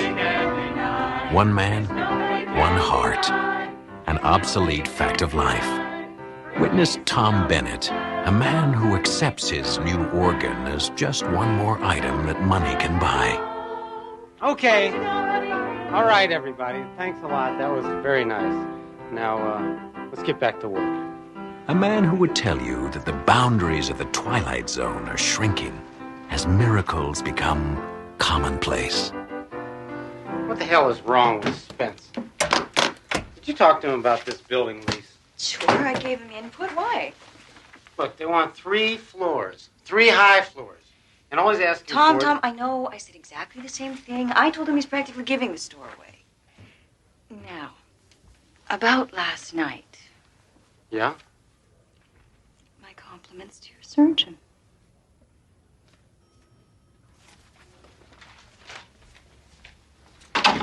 Hey.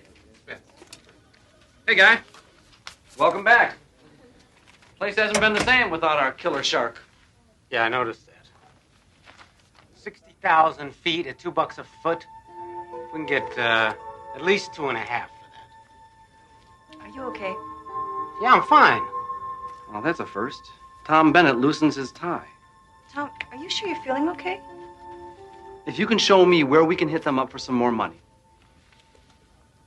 It's easy. How is it easy? You just up the price to 2.5 per foot, and then tell them to take it or leave it.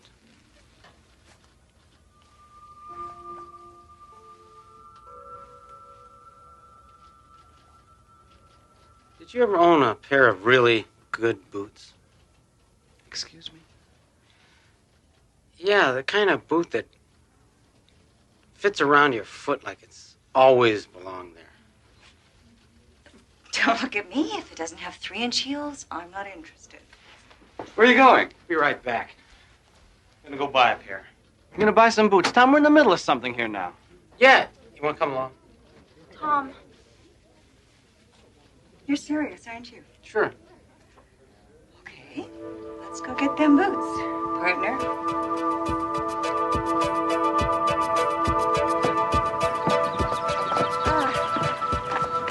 Gourmet lunch? You shouldn't have. Come on, let's go for a walk. Okay, what's that?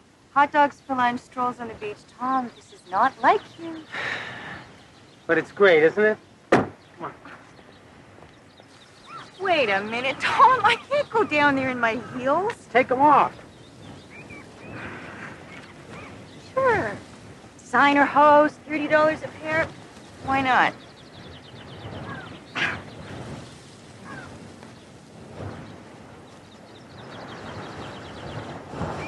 Nice, huh? Yeah, Tom, I really have to get back.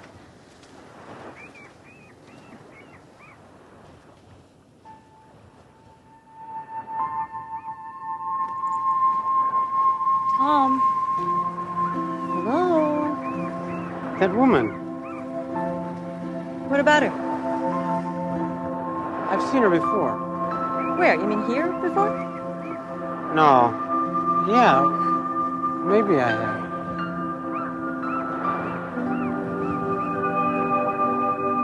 While I can appreciate your firm's situation, I'm certain that you can also appreciate ours. If you wish to continue as a tenant... Excuse me.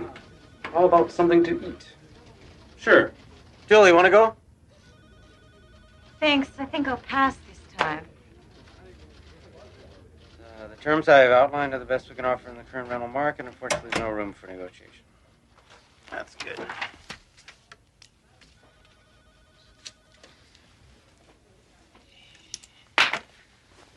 You know, I was thinking this place could use a few plants. Definitely. I'll order some. Let's go. Good night, Mr. Bennett. He used to hate plants.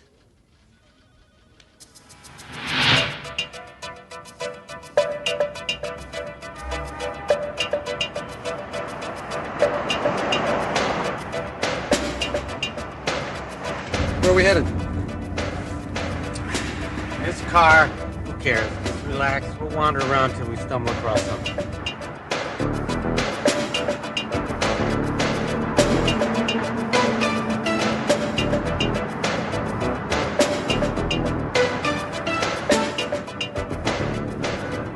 Okay, what's going on?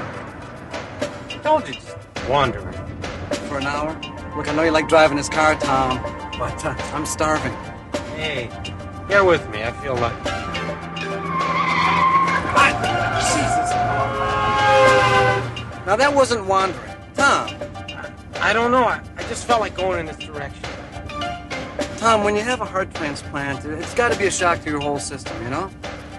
Did they warn you about anything like, temporary craziness?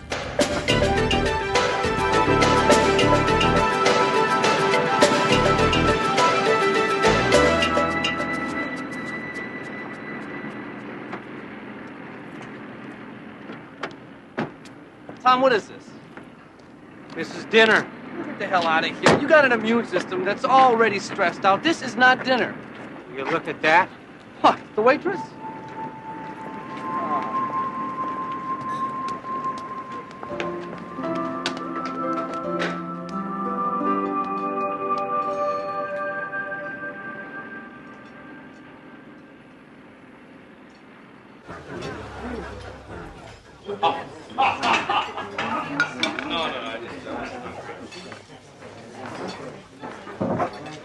What are we doing here? Come on, it's a nice place. I want to get to know that waitress.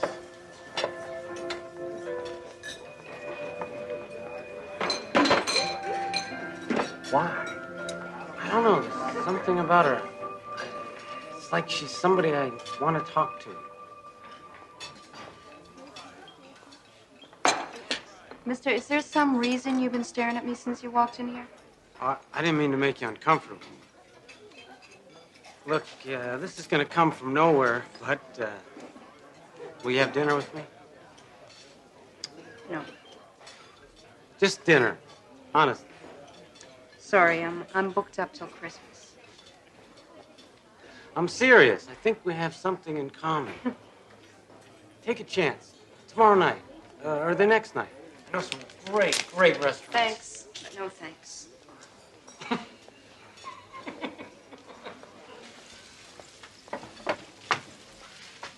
He asked me for a date.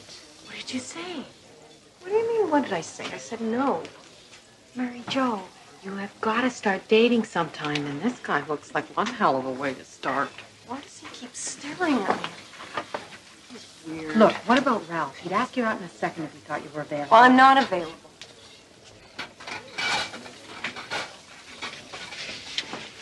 Honey, Jamie's dead. You aren't.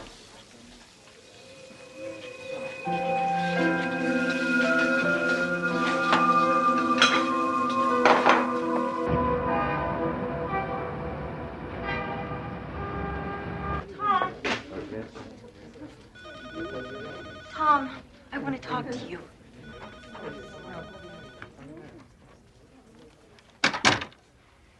Okay, agreed. We have no claims on each other, fine. But I will not be humiliated. Huh? By a waitress? In some greasy spoon, Tom? Hey, I go in there for lunch a couple of days a week. That's it. So what's the attraction, the ambiance or the cuisine? Both. I like the food, and I'm comfortable there. I feel good there. Which is strange, considering nobody likes me. Least of all your waitress, I presume. She's not my waitress anymore. Mary Jo refuses to serve me. Which is just the kind of challenge you like. Wrong. As a matter of fact, I keep telling myself this is stupid. What are you doing there? But then, a couple of days later, there I am. Oh, poor baby. All that meatloaf and no love.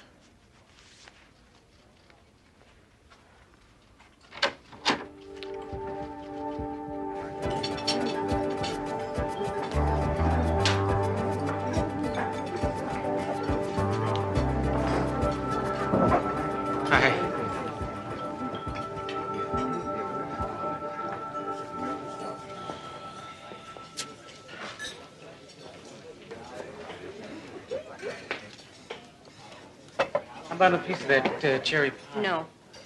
Look, I am getting sick and tired of you hanging around here all the time. You're not coming here for the food.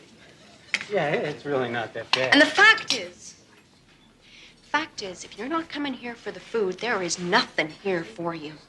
Now, why don't you just go and get in your fancy old car and you go someplace else?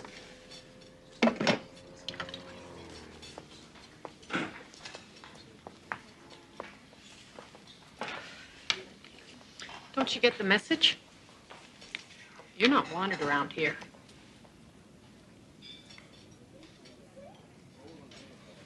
Come here. It's not that you're not a nice man. It's just that, well, you gotta understand.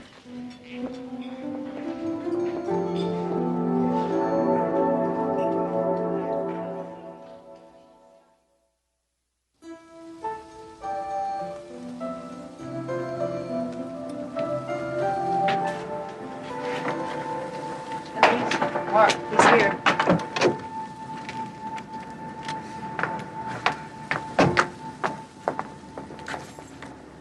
I gotta go. Night. Mary Jo, I want to apologize.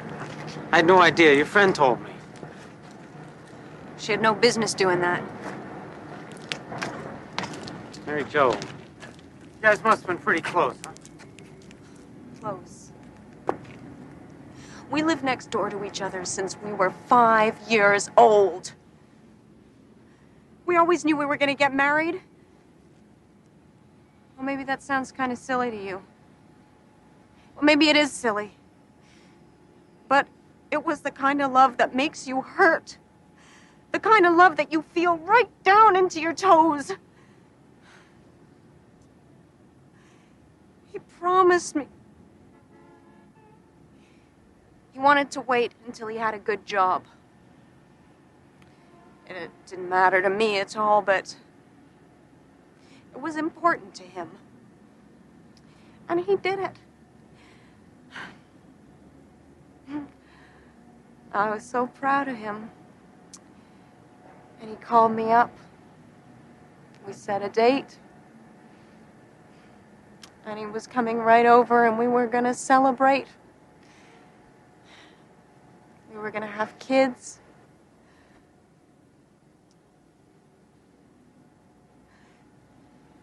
They said he drove off the road. And they took him to the hospital.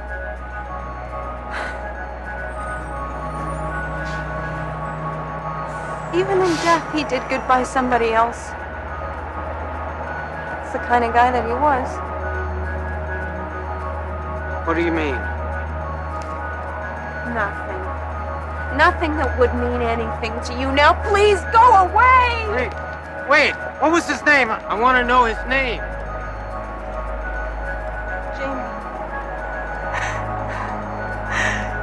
Jamie Adler.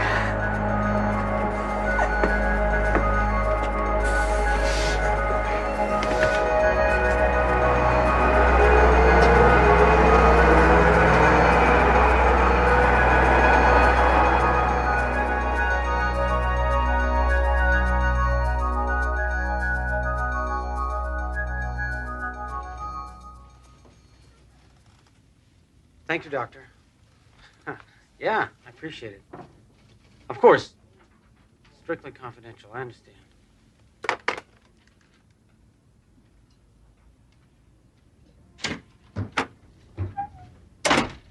I've just been on the phone. Me too. Did you tell McLaughlin that he could set his own price? This is crazy, Tom. There is no way we can agree to it. You know whose heart they put in me? It's a man named Jamie Adler. Very nice guy. To which of you should I tender my condolences? It's a good question.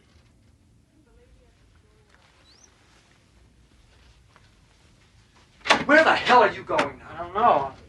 Going for a walk. Look, Tom.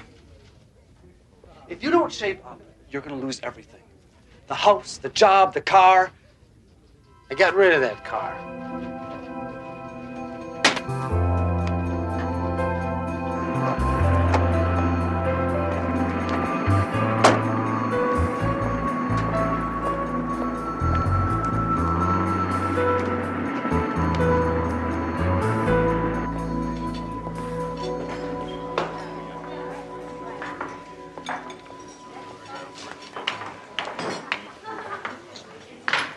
What do you want?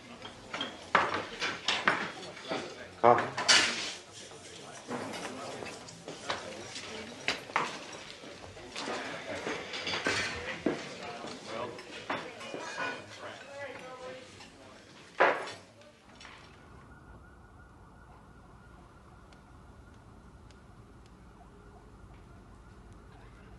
Still here. Yep, he is. What does he want?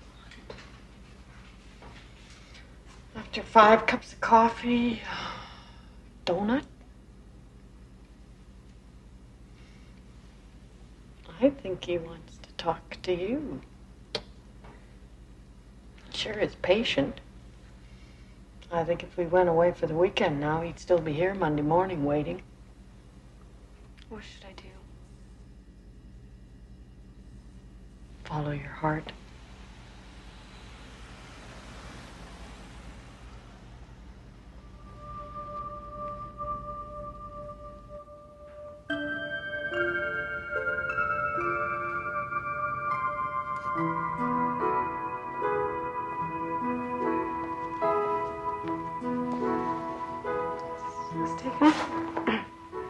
No. Please.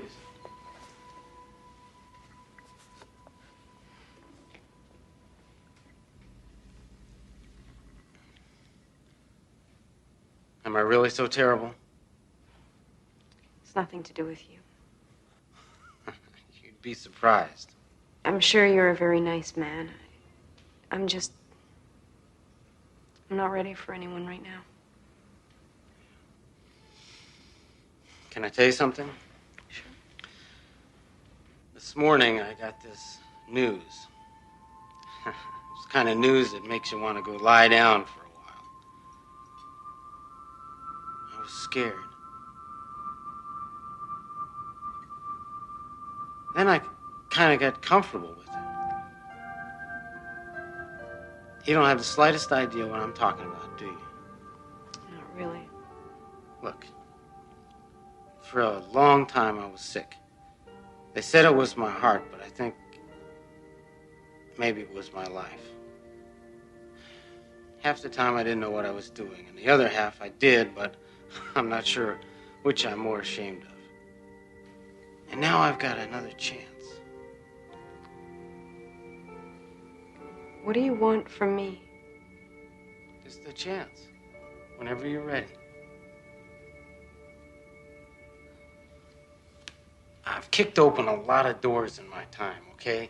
But I'm willing to wait for this one to open by itself. If it does, I'm gonna be there, I promise.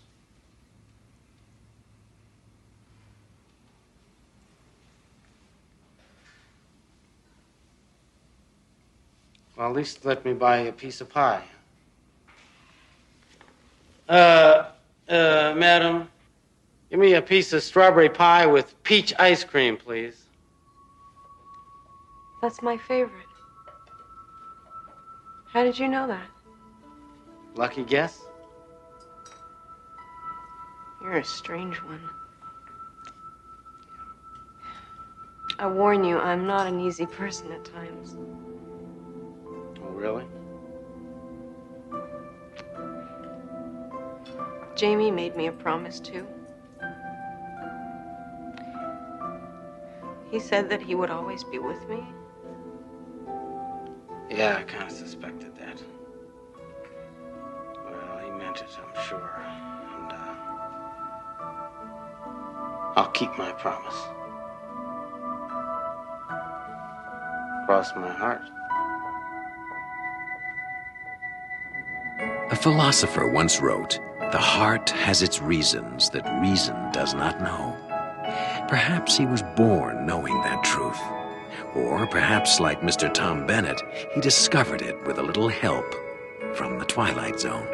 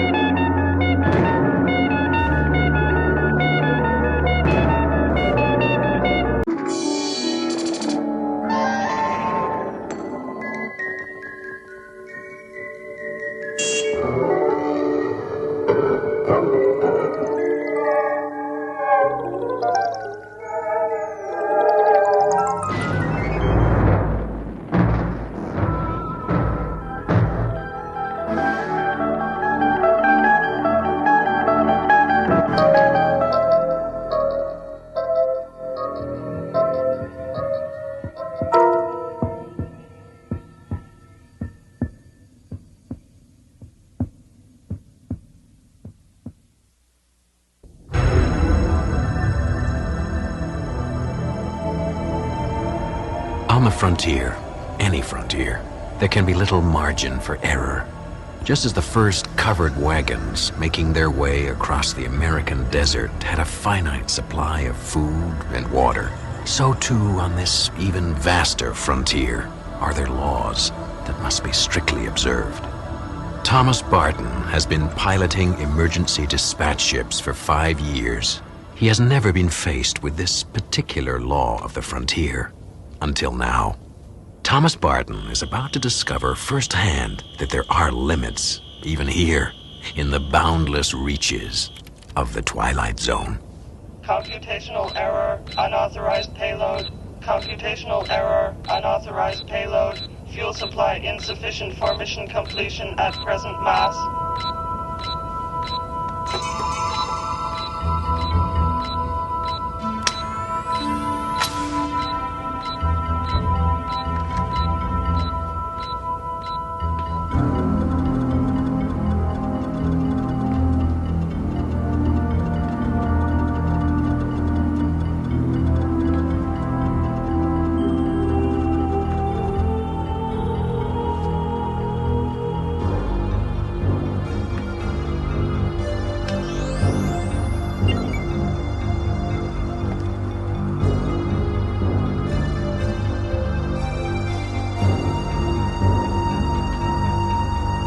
All right, come out of there.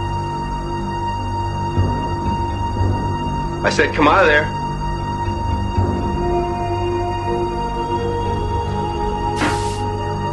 All right, hold it right there. Right there. All right, come out real slow. Come on. Come on. All right. I give up. Look, I know I shouldn't have done this. Who are you? I was going to Mimir for the Linguistics Academy there. And then I heard JDS was going to Woden, so I... You see, my brother, Jerry, he works on Woden, on the government survey team there, and it's been 5 years since I've seen him. I haven't seen him since he left Earth.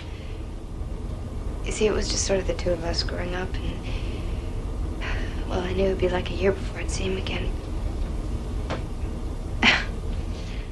5 years is a long time, you know. I've missed him. And I know I shouldn't have stowed away, but I didn't want to wait another year. I knew I'd be breaking some sort of regulation. Another look. I'm not a freeloader. I can pay for my own keep once we get to load. And I've got a Class B computer license, and my background is in linguistics, so that might be useful. This is nice. What's your name? Marilyn. Marilyn Lee Cross. My brother's Jerry Cross. Do you know? No, I don't. Are we going faster? Yeah, I shut off the engines that were decelerating us as we moved into Woden's star system. I'm trying to save a little fuel for a little while. Why? Stardust, this is EDS 34G11. Barton speaking, priority blue. I need to speak with Commander Delhart immediately. Are you gonna... Priority blue acknowledged, Barton. Patching you in. Are you gonna ask them to come back for me? Don't! Barton, what seems to be the problem? Commander Delhart, we have a stowaway on board. I see. I assume you follow standard procedures. Negative, sir, I have not. Commander Delhart, the situation is a little unusual here. The stowaway isn't a criminal or a smuggler. She's a girl. What? Yes, sir, a teenager. She wants to see her brother in Woden. She didn't even know what she was doing. Oh. Commander Delhart, is there another cruiser in the area? A freighter or another scout ship? No, you're too far out. We're the only ship within 40 light years. What about sending out another EDS? It would never reach you on time. What about a ground-to-space transport from Woden? Anything at all, sir? No, I'm sorry. There's absolutely no possibility of intercept. There's just nobody out there to help. Martin, I'm sorry. I wish to God there was something I could do, but there isn't. You do understand that, don't you? What does he mean? Yes, sir, I understand. I'll get ship's records to Colony so we can make the necessary notifications. Delhart out. Are you gonna tell me what he means? The ship is carrying serum for cholera fever. Back to Group 1 on Woden. Their base was hit by a meteor storm. Their supply was wiped out. Do you know what cholera fever is? No. It's like meningitis. It's quicker and more painful. Group 2, where your brother is actually 8,000 miles away across the Western Sea from Group 1, so there's no way they can get back to Group 1 in time to help, which means 35 men are going to die unless the ship with the serum reaches them on schedule. I see, so I'm throwing you off the schedule? EDS, this is ship's records. EDS. This is EDS, I acknowledge. We'll need all the data on the subject's identification disc. One moment, please. I see your identification disc.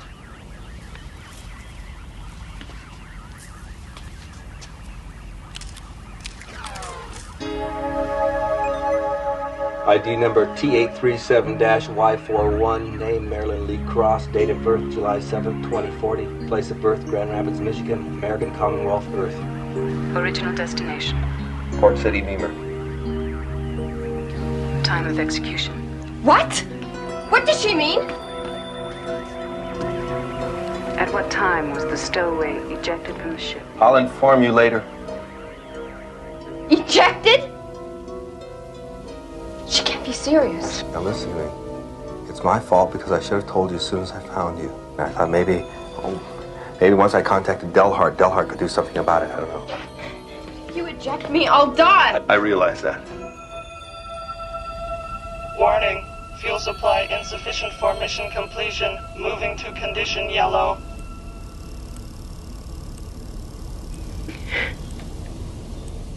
I didn't hurt anybody. I just wanted to see my brother. Nobody wants you to die, and nobody would ever let it be this way if there was anything humanly possible they could do to change it, but there's not. I mean, these emergency dispatch ships are given just exactly enough fuel to get to their destination, maybe a little extra to allow for atmospheric turbulence. And my added weight will cause it to lose its fuel before we reach the ground. Yeah, it'll crash, and you and I'll die, and so will 35 people waiting for the serum. What about the Stardust? Can't it come to pick me up? No. God, it's carrying medical supplies and food to the outer colonies. Hundreds of people will die if it doesn't reach its destination on schedule. You talk like this happens every day, you know? Just like you're throwing some excess baggage overboard. You don't think I'm gonna have to live with this for the rest of my life? I mean, every night when you come to me in my dreams, don't you think if there was something, anything I could do to help you, I would do it? Entering Woden gravitational vector phase 1. Engine ignition must occur at T minus 85 minutes. Mass must be reduced.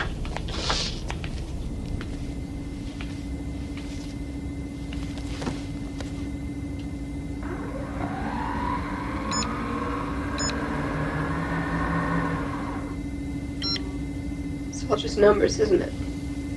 Ratios. Equations. It's nothing personal. It's just mathematics. Yeah, you're right. You're absolutely right. It is just mathematics. I mean, H amount of fuel won't power this ship safely to its destination with M plus X amount of mass. It's as simple as that. X. That's me, isn't it? The unwanted factor in a mathematical equation. I can go alone, or I can take 35 others with me. In case you're wondering, the EDS doesn't have any sophisticated landing computers. I mean, you can't pilot the ship by yourself. I know. Thanks for the thought, though.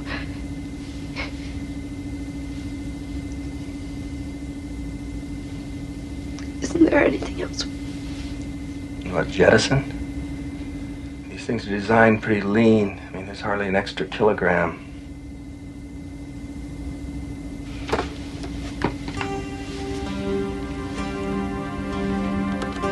Wait a second.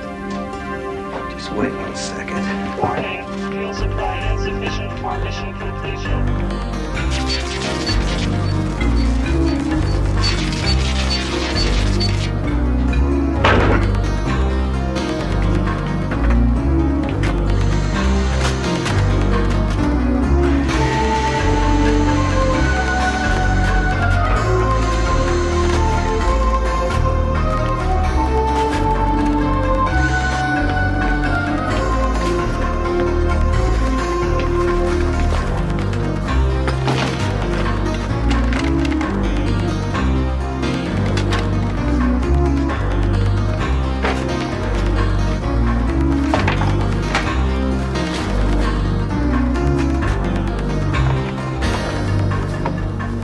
Enough? Well, we'll soon find out.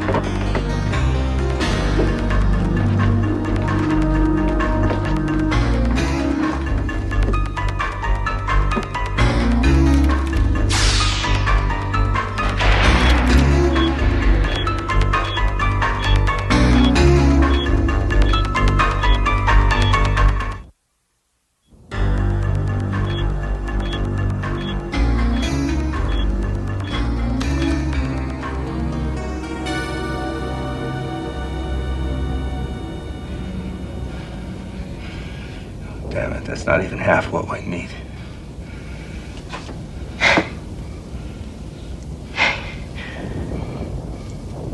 How long do I have before I have to leave? I have to reactivate the engines and start deceleration by 1900 hours. That's less than an hour.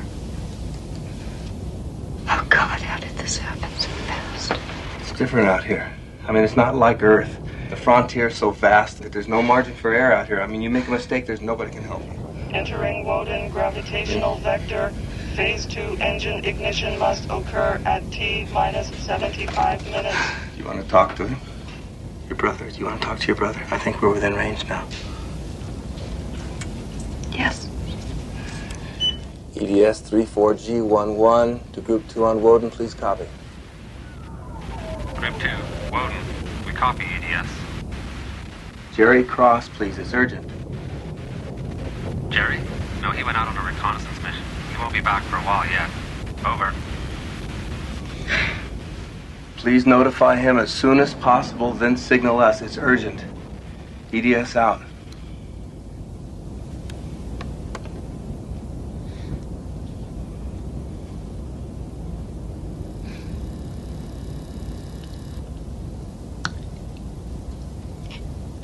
It seems to go faster all the time, doesn't it? I just want to hear his voice. I think when I hear his voice, I won't be so scared. It's cold in here. Is it cold? No, it's, yeah, it's colder than it should be here. Maybe I shouldn't wait, you know, maybe I'm just being selfish.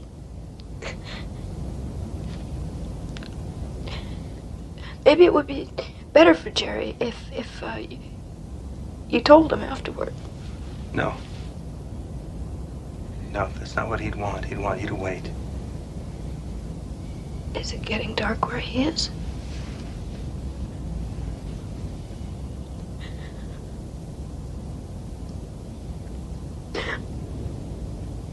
I've heard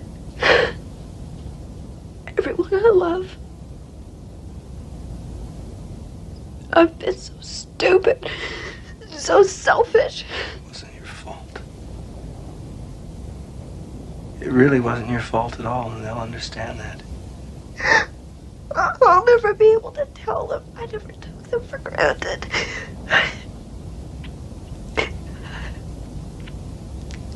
And I knew about all those little sacrifices they made. Also, I wouldn't have to do without. God.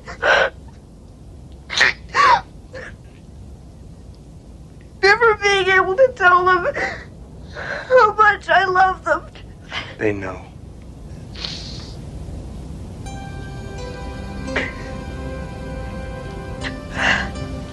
I've read about how people look when they die in space.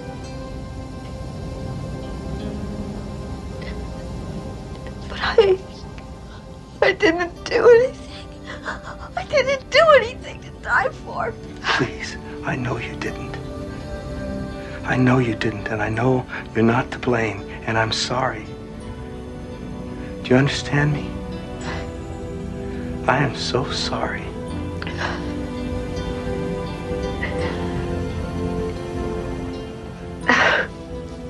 I'll be okay. Signal transmission from G2. Jerry? Incoming. It's Jerry.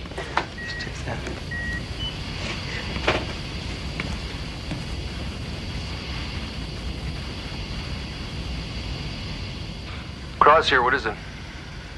EDS, come in. Gerald Cross here. Jerry? I wanted to see you. Marilyn? Is that you? What are you doing on an EDS? I wanted to see you, Jerry, so I hid on the ship. You hid? The stowaway. I didn't know what it would mean. Oh, Marilyn, what have you done? I didn't mean to hurt you, Jerry. I just wanted to see I'm sorry, don't cry, sis. I didn't mean it to sound that way. It's just that it's unfair. It's because of me. Oh, don't feel like that, Jerry. Don't let me go knowing you feel like that. EDS, have you called Stardust? Is there anything? There's nothing he can do, Jerry. He tried everything. No one can help me now, I know that. I just wanted to say goodbye, Jerry. The planet's starting to swing. We're losing contact with the base now. Jerry, you're fading away, so I have to say goodbye now. But maybe we'll see each other again. I'll be nothing you can see, but I'll be there. Always think of me like that. Always. Always like that. Never any other way. Goodbye, Jerry. I love you. Marilyn, I love you.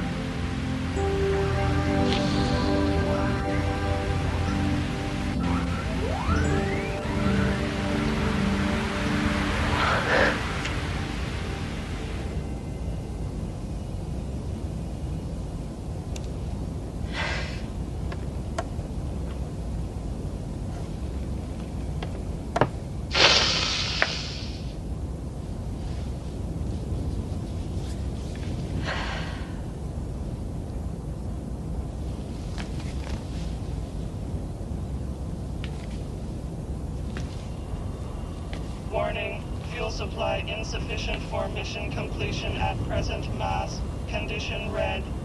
Mission status in jeopardy. Condition red.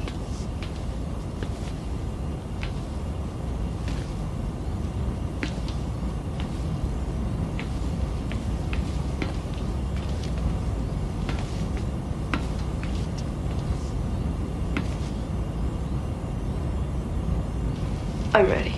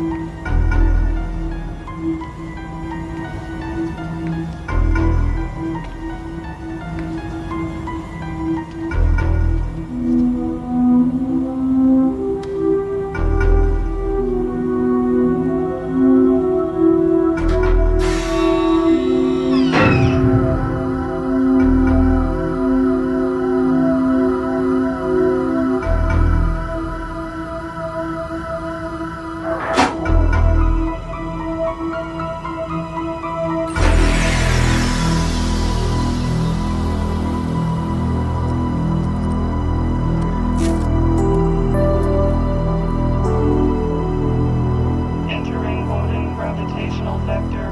Phase 3 engine ignition must occur at T-3 minutes. All systems functioning normally.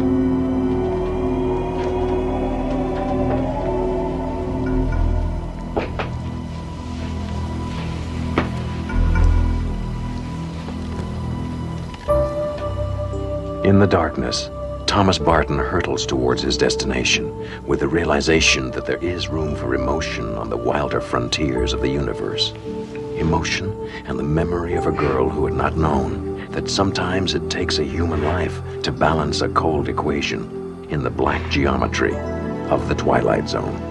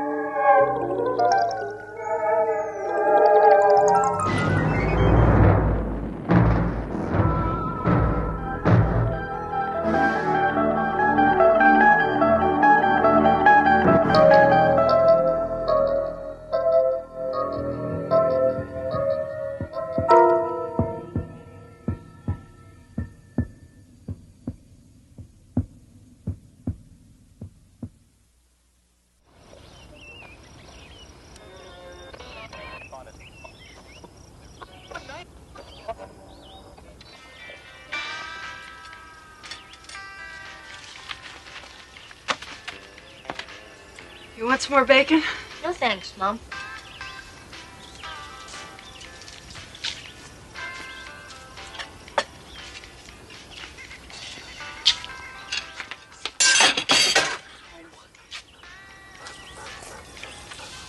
I saw that. I'm not hungry anymore. Where do you think you're going, young man? Out. Don't be smart with me. What do you mean out? Out where? I don't know. Down in the creek. Maybe by Possum Meadows. Wait just a minute. Now what? Put your plate in the sink. Oh, Mom. Okay.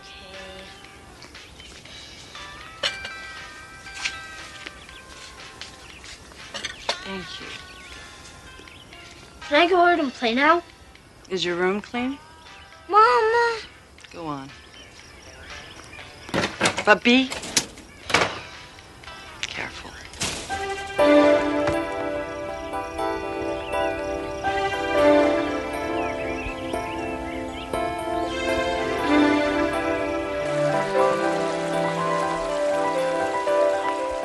For Danny Wilkins, a sunny afternoon is a world of adventure. He's a typical boy who likes nothing better than following a trail just to see where it goes. But today, that trail will lead Danny through a private reserve, which lies just inside the borders of the Twilight Zone.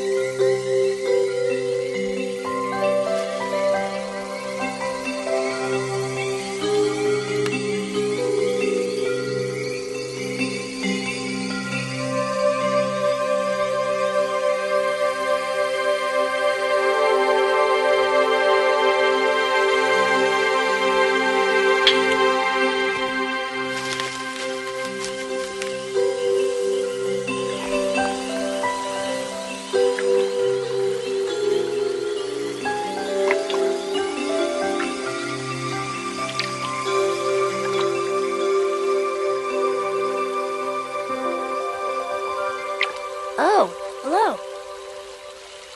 Hello, Danny. How'd you know my name?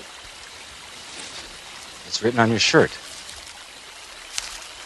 Oh, yeah, I forgot. Who are you? Scout. What is this for? It's just a toy. Of course. Just a toy. Look, What kind of fish is that? it's not a fish. It's a tadpole.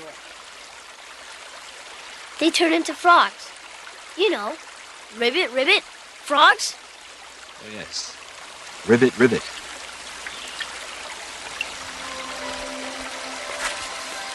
Is the weather usually like this? What do you mean? Does it ever get cold? Sure, in the winter.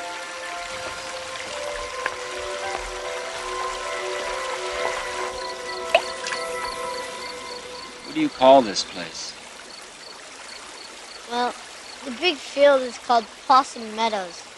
This creek here is, I guess it's just called the creek. I never heard it called anything else. You're not from around here, are you? No. But I like it here. Very quiet. You come here often? Not so much anymore. I used to come here all the time with my dad. Well, he wasn't really my dad. What do you mean? I never knew my real dad. There was this guy who lived with us for a couple of years. Mom made me call him Dad.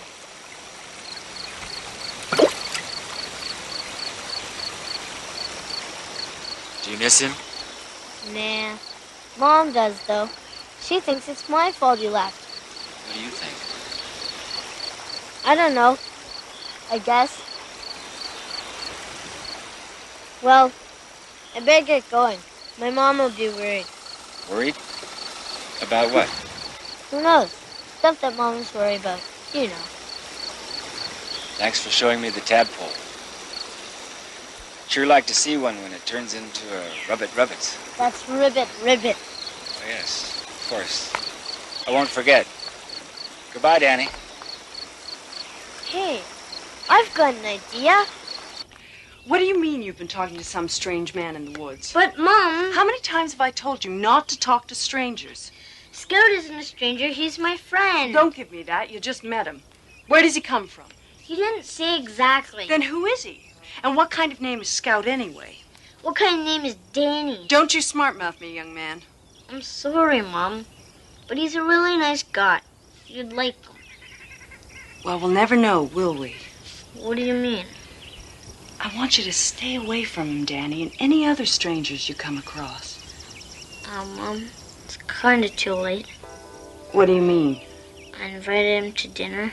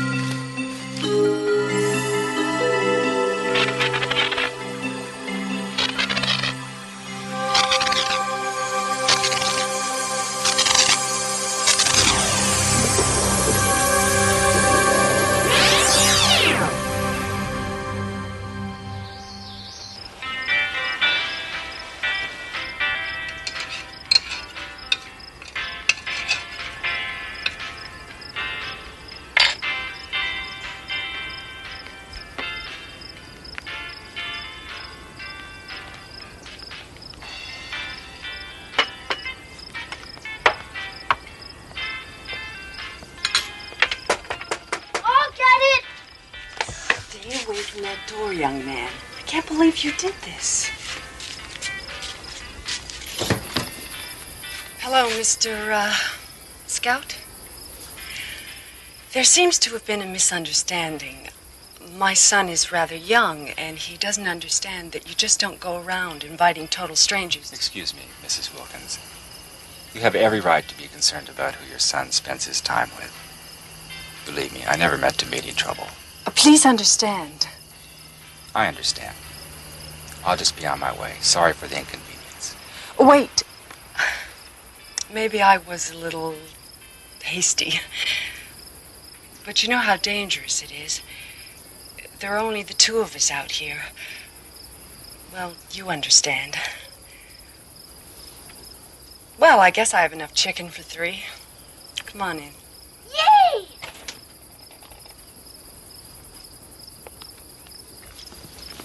Thank you. Hello, Danny. Fifth, quiet.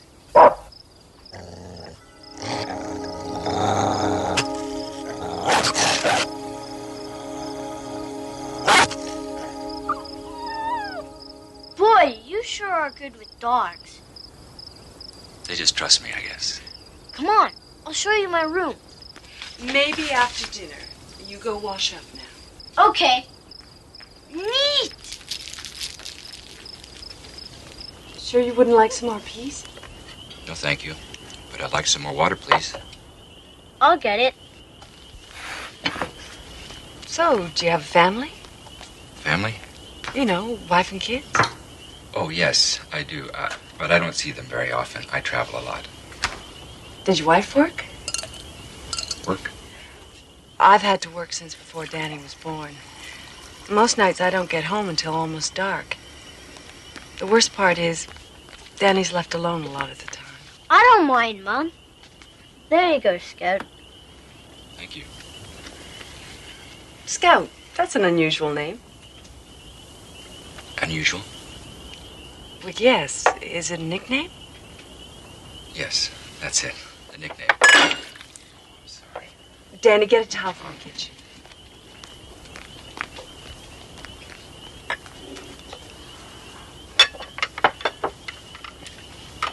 This is a very interesting area. Yes, it is. What brings you here? Business. What sort of business? I work for a large industrial firm looking for a place to locate. Oh, really? Which one? It's confidential. I'm really not at liberty to say.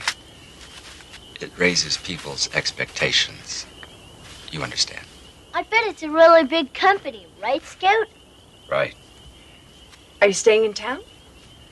No, I have a motor home out near Possum Meadows. Oh, yes, I know the place. Hey, I've been everywhere around here.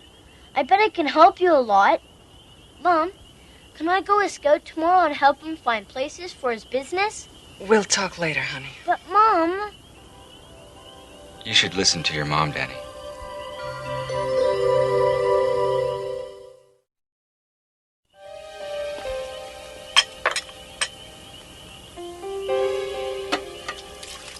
You're very efficient. It's just the dishes. You don't seem to know too much about housework, do you? No, I guess I don't.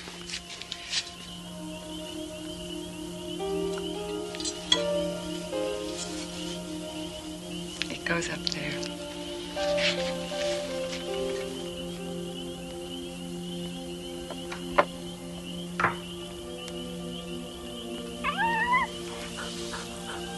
Danny's a fine specimen of a boy. You must be very proud of him. Yeah, I guess. It isn't easy bringing up a kid on your own.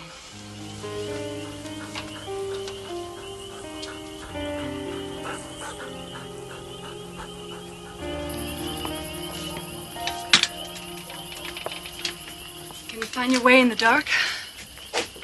Yes. I don't think I'll have any trouble. You want to borrow my flashlight? Thank you, but I don't think I'll get it. I don't think you're going to talk him out of it.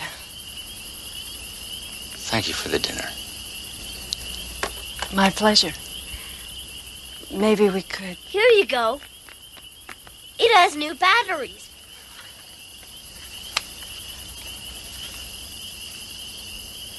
Thank you. Good night. Good night. Good night. You get into bed, young man. It's late. Okay, Mom. I want you to come straight home from school tomorrow. Mom, I thought you said I could help Scout. I said we'd talk about it, and we just did. You're to come straight home tomorrow.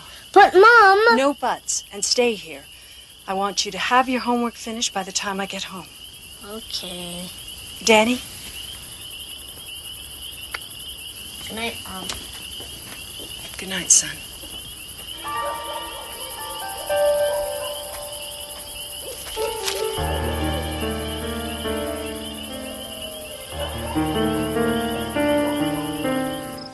Biff?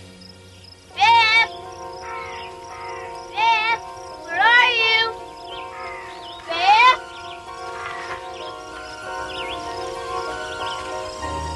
Hello, Danny. How was school? Hi, Scout. Okay, I brought your flashlight back. thanks. Are you ready to show me around? I don't know. My mom said I should stay home after school. Oh. I talked to your mom, and she said it would be all right. You did? Yes. She's over at my house right now. With Biff. What's she doing there? We're all going to have dinner together tonight. We are?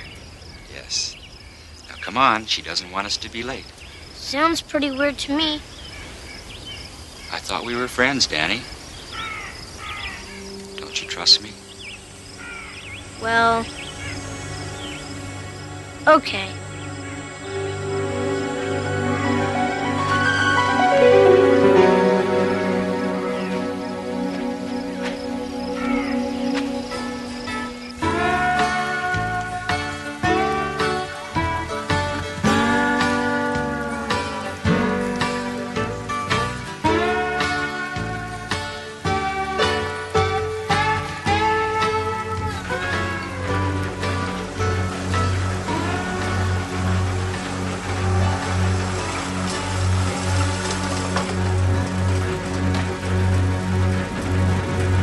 Thanks, Bernice. Daddy, I'm home. Daddy? Biff? Come on, boy.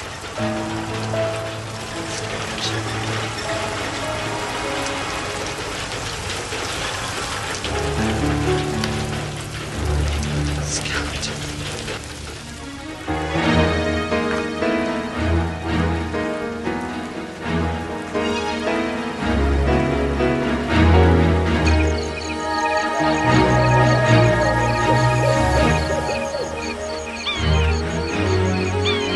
What are you doing? What have you done? I found it there. Must be dead. With Danny! What have you done with Danny? What's wrong? You know what's wrong. What have you done with him? I haven't seen Danny since last night. He wasn't home when I returned the flashlight. He's probably just playing somewhere. With Biff. I gotta find him. I just don't know what I'd do without him. I'm scared, Scout. I'm so scared. It's not easy raising a kid alone. Is it, Laura? I'll help you find him. You look down the stream bed. I'll look in the woods.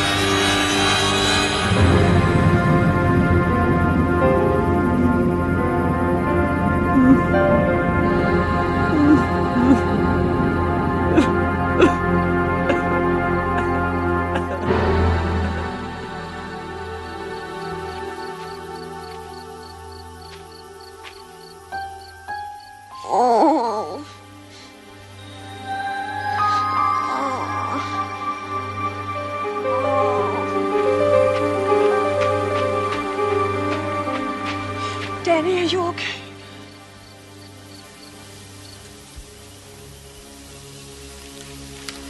Just cold, Mom. Oh, God, I thought I'd lost you. Danny Wilkins, beneficiary of an act of kindness offered by a stranger. A stranger who's been reminded of a truth, the power of which cuts across races, cultures, and even species. The love between parent and child. It's a truth that can change minds and actions, even in a place known as the Twilight Zone.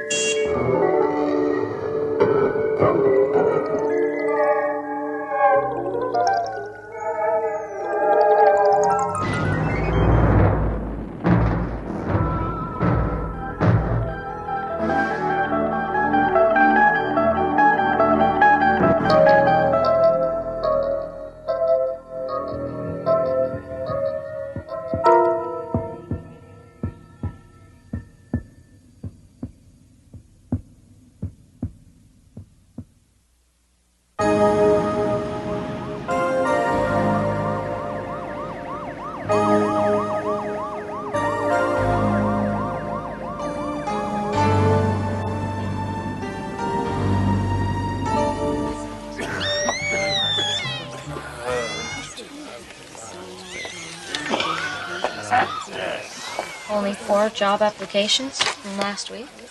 We require more than that, Mr. Cranston. I know that. I know. My daughter was sick.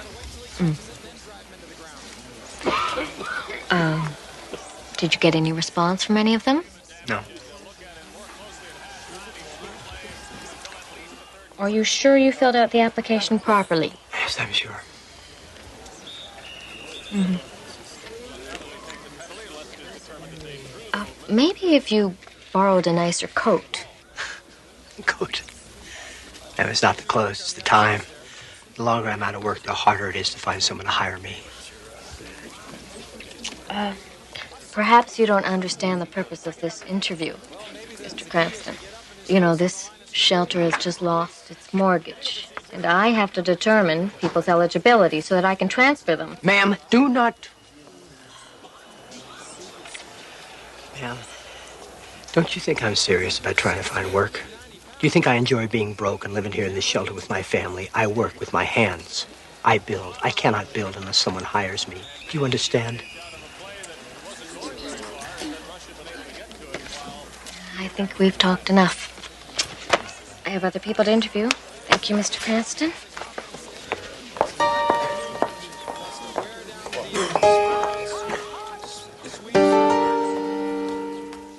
Steve Cranston, a man living what Thoreau called a life of quiet desperation. A man once successful, once firmly ensconced in the American dream, only to have it turn into a nightmare. Steve Cranston, a statistic whose number is about to be called from the Twilight Zone.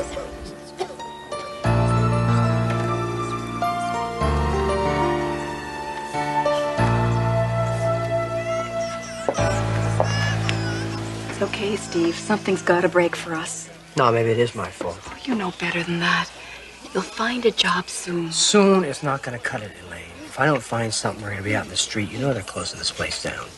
What about that job program they're starting over in Carsdale? I told you, the job program has been put off for a month. You know how many positions are open? 20.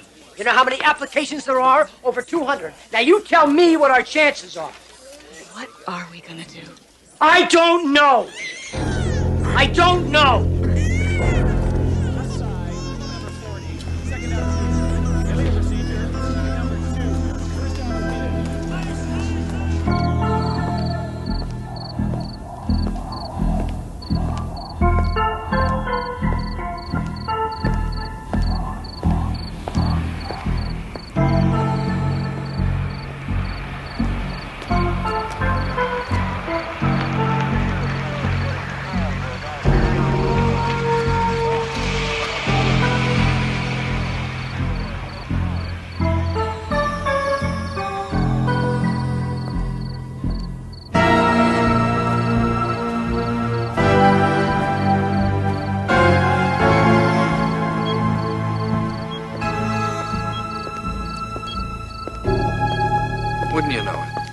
one piece I need I don't have with me.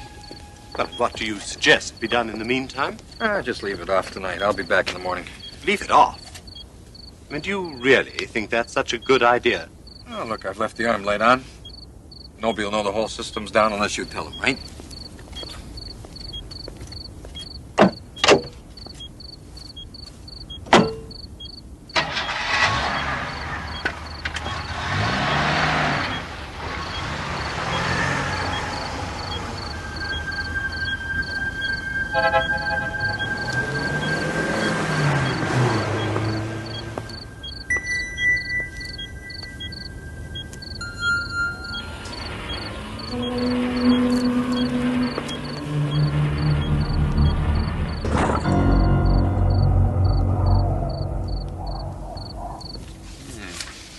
Very nice.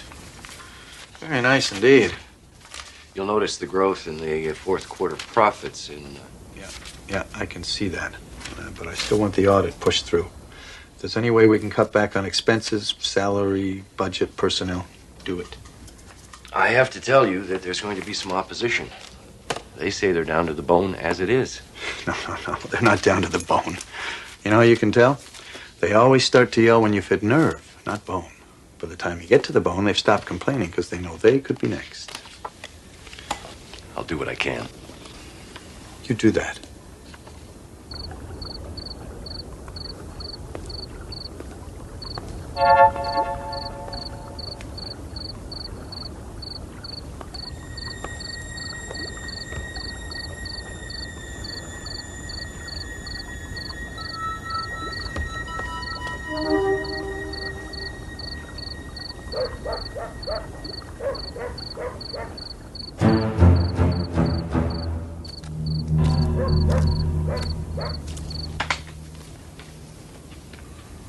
Well, I see you're ready to leave. You have that look. It is nearly 10 o'clock. So it is. I'll stop by tomorrow with the potential tax shelters that we discussed, and I urge you to move as quickly as possible to avoid the year-end rush. If it's tomorrow, it's going to have to be in the evening. I'd say around 8:30? 8:30. Something? Nothing. 8:30. Good night.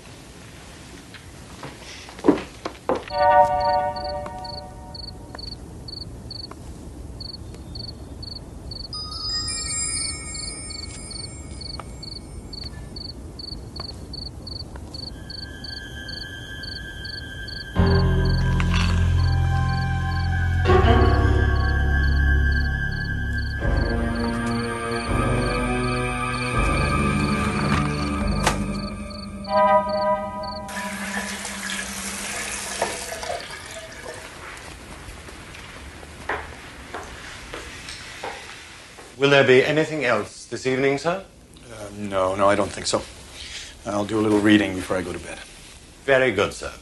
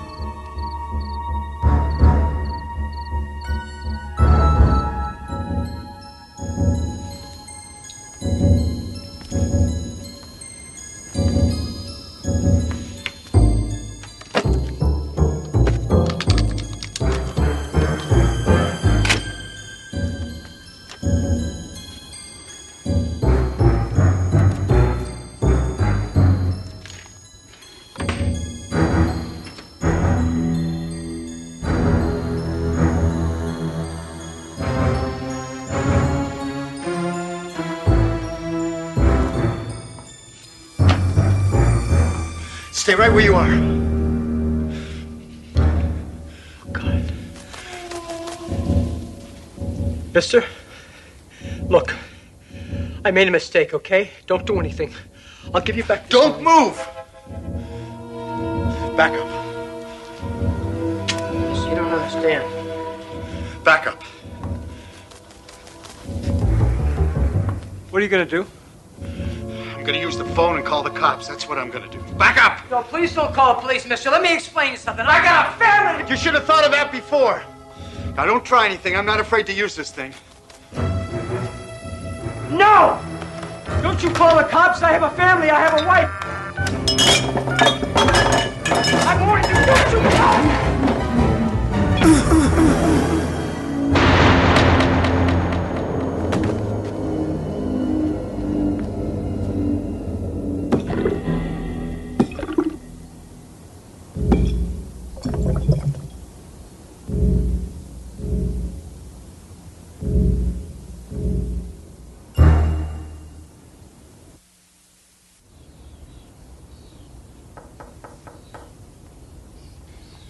Good morning, sir.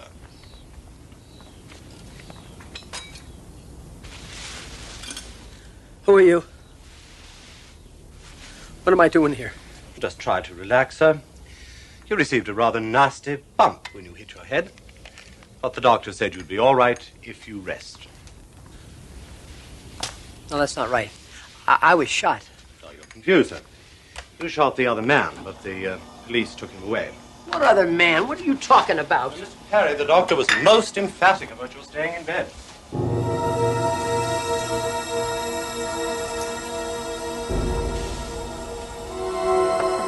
Wait a minute. There's a picture here of Lana Taylor, the movie star, and I'm in it. What am I doing in this?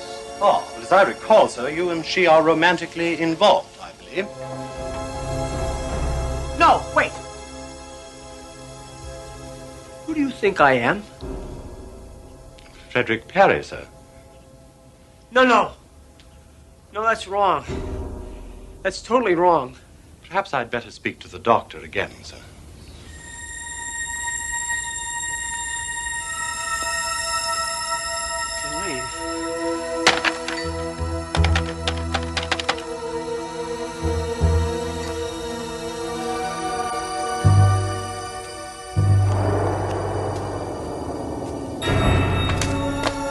Shelter. Yes, good morning. Is Elaine Cranston there, please? I'm sorry, she's not here. No, I have to speak to her. It's urgent. I'm her... She's at Mercy Hospital. Seems her husband got shot last night.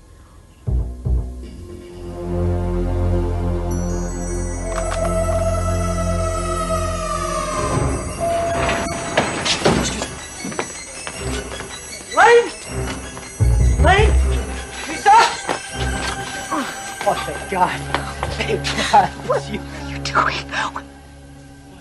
What's wrong? What are you doing here? Leave me alone. Honey, what's wrong? Don't you recognize me either? Of course she does. You're the bastard who shot her daddy. Stay away from him. Do you hear me? Just stay away! Oh, God, this is totally crazy.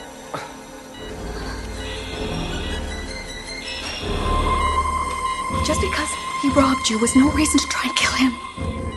No, you don't understand. He tried to kill me. He was desperate. We have no money, no place to go after tomorrow. You don't understand. Look, I got all the money we need, babe. I don't know how this... You can't buy your way out of this, Mr. Perry. Now get out of here. Now get out. Get out of here before I call the police. No, I'll drop the... he'll drop the charges. You don't understand. He's not really...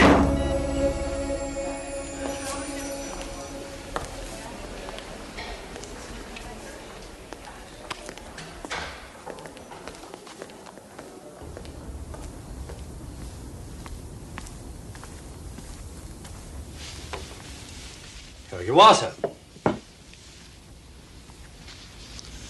I hate lobster. I thought you loved lobster, sir. Things change. Too many things. I'm sorry. Tell the chef it's swell. I guess. Swell, sir?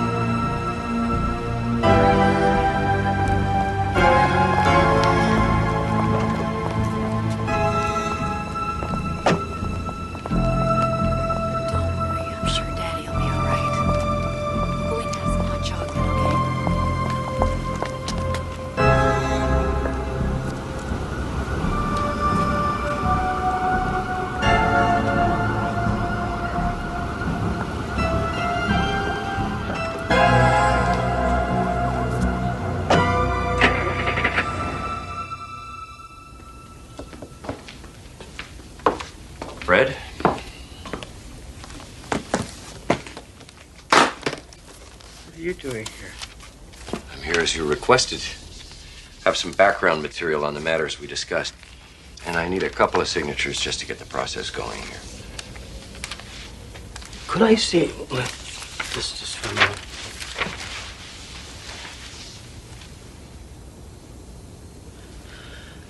This is a lot of money. You should know. Needless to say, we have a number of options we can pursue here to get the best possible shelter for the money. Shelter? Let me ask you a question. How much money is this? I mean, if I put it all on the table in a great big pile, how much would it be? Well, accounting, stocks, real estate, long-term municipal certificates of deposit, a little over 40 million. Of course. And, of course, there's about 800,000 in cash and mutual funds. And I could spend that, right? Yeah, sure. You could. Do you know this place called the 8th Street Shelter? It's a place downtown for the homeless. Their mortgage is running out tomorrow, and I'd like to, To what? Not buy them out. Yeah, I would like to buy them out. I'd like to buy out their mortgage. I'd like to make sure they don't close down tomorrow. But, Fred, you can't just... Why not? It's my money, isn't it? But why? What's the reason? Never mind why. Just do it tomorrow morning. You sly fox. Something big's going to happen there, isn't it? And you want to be in on it.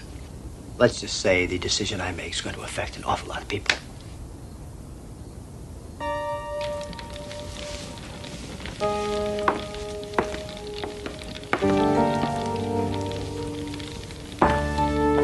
Would there be anything else this evening, Mr. Perry?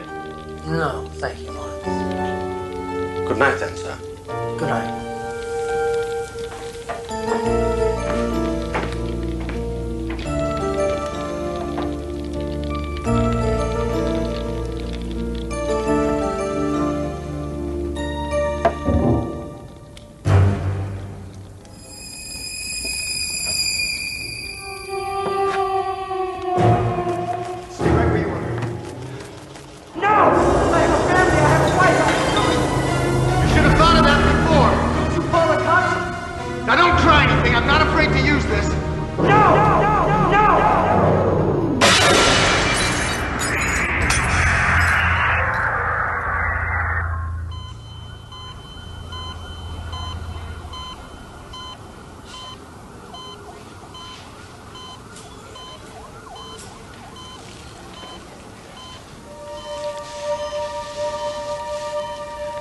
Elaine. Dad!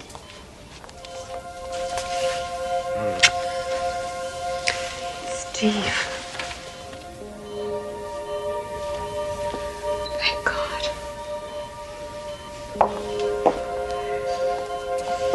What happened? What am I doing back here? You were shot breaking into the house. Don't worry, sweetheart. The man you tried to rob dropped the charges. You take it easy. As soon as the doctor says you're better, we can go back to the shelter. The shelter? Isn't the shelter shut down? No. City applauds benefactor. Listen to this. Spokesman for financier Frederick Perry announced plans today to buy out the mortgage on the 8th Street shelter. Perry, when reached for comment, simply said that it was the right thing to do. But it wasn't him. It was me. Maybe in a way it was. Maybe Perry saw what desperation could do to somebody and thought it was time he did something about it. Best of all, honey, I talked to the director of the shelter, and he said there's enough money now for some real work to be done, and he wants to hire you.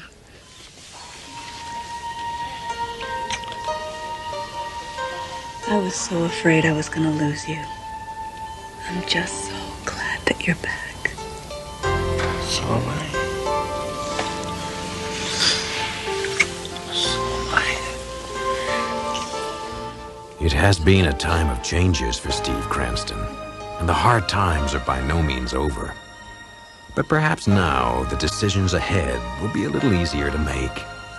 There are no easy answers here or in the Twilight Zone.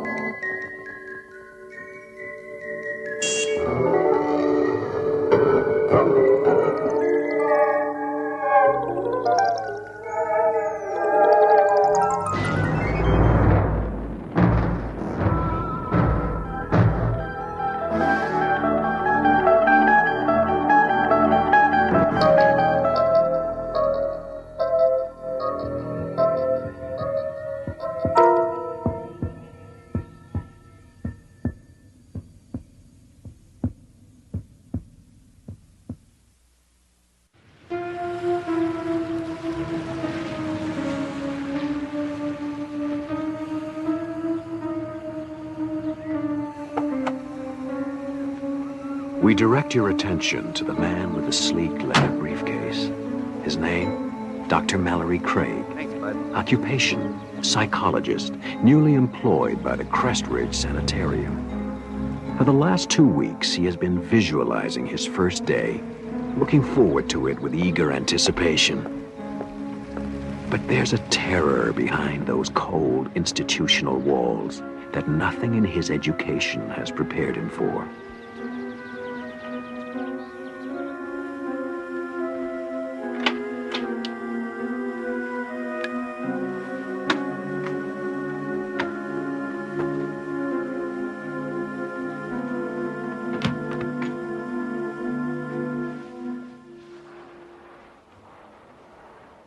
Dr. Craig? Yes. Rebecca Robb. Everyone calls me Becky. I'm the catch-all head nurse, good cop, bad cop, advisor on policy, and tracker down of missing paychecks. Glad to have you aboard. Thank you. Glad to be here. This place has got a fine reputation. I only hope I can live up to it. I'll get you the files on your clients. You'll be taking over Dr. Parnett's group, about 6 or 7 people. I think you'll find them all quite fascinating. Thank you, Becky.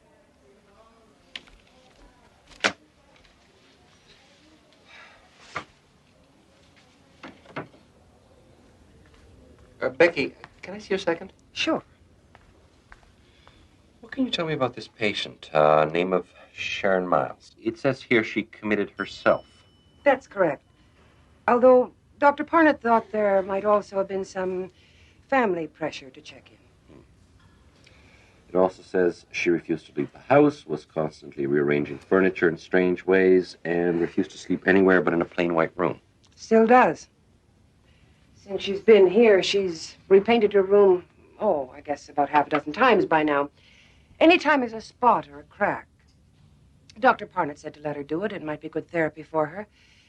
She dresses only in solid colors and refuses to leave her room except for meals and counseling sessions. And then only with difficulty. I've never heard of anything like this before. What's her attitude? Frightened. Doctor, in my 10 years as a nurse, I've never seen anyone so completely, utterly terrified. Of what? I don't know. Even Dr. Parnett couldn't find out that one. Good night, Doctor.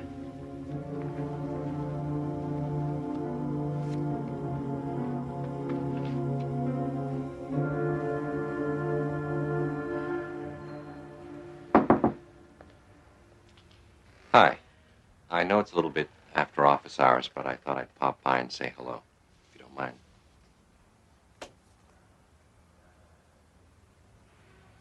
Yours? Nice work. I'm afraid arts and crafts are pretty much beyond me. Tried to make a bookcase once, ended up as a napkin holder. Nice room. Spartan, but very nice. Thank you. I've been going over the caseload, and yours is very interesting. I noticed that you graduated to therapy on a voluntary basis. Dr. Parnett decided not to push matters. If there was something I wanted to talk about, I'd talk about it. But you haven't.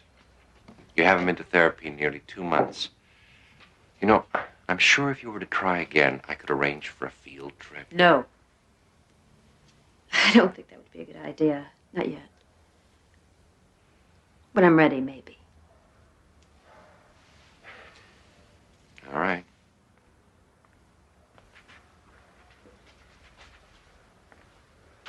But if you should ever feel like talking, I think you know where to find me. Good evening.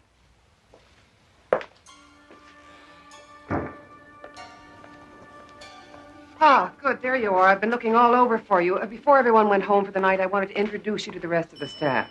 Fine. That'll be all right. Get it away from me! Get it away from me! Get it away from me!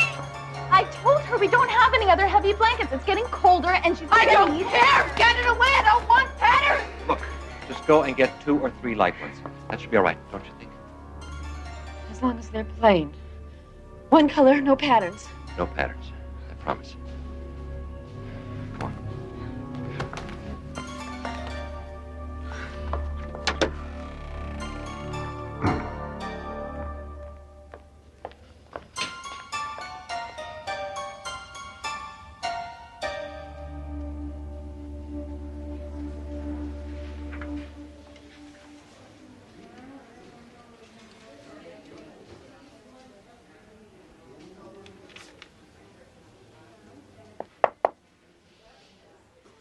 Guess I didn't make a very good impression last night.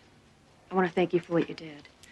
The staff gets a little impatient with me at times. All forgotten. Thank you. But it would help me tremendously in the future if I understood why you were so concerned. Hey, Doc. Haven't you heard? Nobody in here but us loonies. We don't have to have reasons for what we do. I disagree. And for what it's worth, I don't think you are a loony. Scared, yes. And I'd like to try and help. Talk to you for a while. All right. If you just move that for the time being.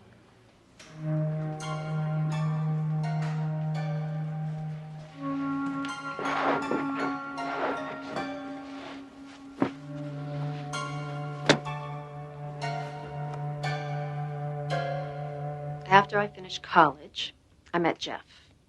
And we got married about a year later. And we had a boy, Bobby.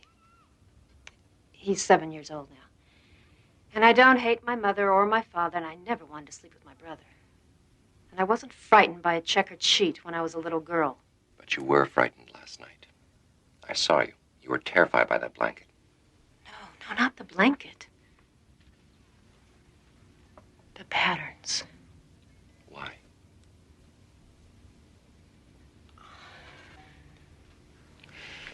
Don't you want to leave this place? I can't imagine you'd want to stay. Then why don't you tell me? You wouldn't believe me if I told you. Try me.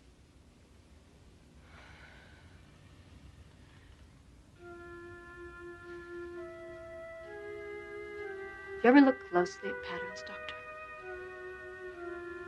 I mean the kind of patterns you find in wallpaper. Cracks in the ceiling. Linoleum floors. I suppose so, yes. You ever see faces in those patterns? The way that the cracks and colors come together so that if you look at it, just so, you could swear you see a face. Of course. We had a linoleum floor when I was a kid. I used to spend hours looking at the patterns, trying to make faces out of them. You see, that's the way the brain works. It tries to find order in chaos. Given the chance, the mind plays a game of connect the dots with whatever it happens to be looking at the time. Yes, but did you ever wonder why you see faces? Not animals or plants or buildings. But faces. No, actually, until you mentioned it, it hadn't occurred to me. It didn't occur to me either. At least not at first. It was Sunday, and I was looking up at the wallpaper. It was covered in abstract patterns, you know the kind. And I was looking up at the wallpaper, looking into the patterns. I saw a face in it.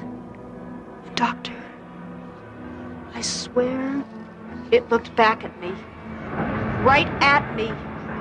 I caught it off guard, I guess, because I got the most terrible, horrible feeling that it knew that I saw it. And I looked away. It was gone.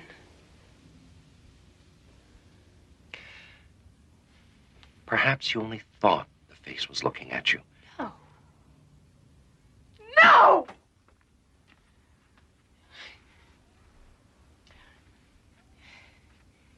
You know when you're crossing the street and you make eye contact with the driver the way everybody tells you to, and even though you can't see them clearly, you can feel when you've met their eyes.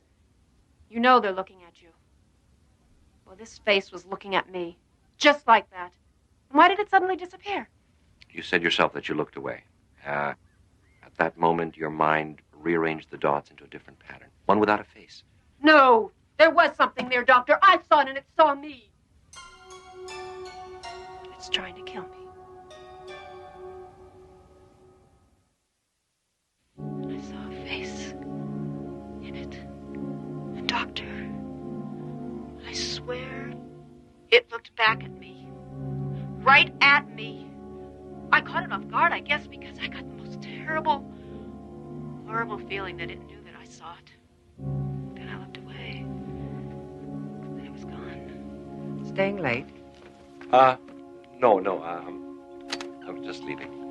Well, I hope you brought your coat. Looks like we're heading into the rainy season. Good night, Doctor. Good night, Becky.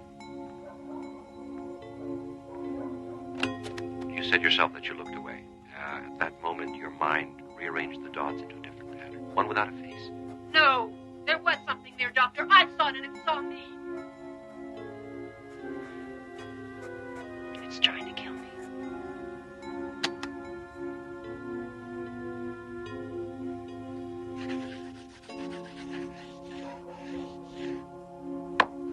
After I saw the first face, I started seeing more of them. They were watching me, peering out of the patterns of carpet, ceilings, wallpaper. I tried to paint over them, but they kept coming through. Faces in the pile of leaves next door. Faces in tree trunks. Brick walls.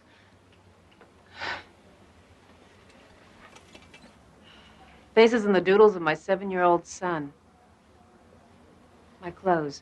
I had to stop wearing patterns. That's why I don't allow patterns in my room. That's how they come through.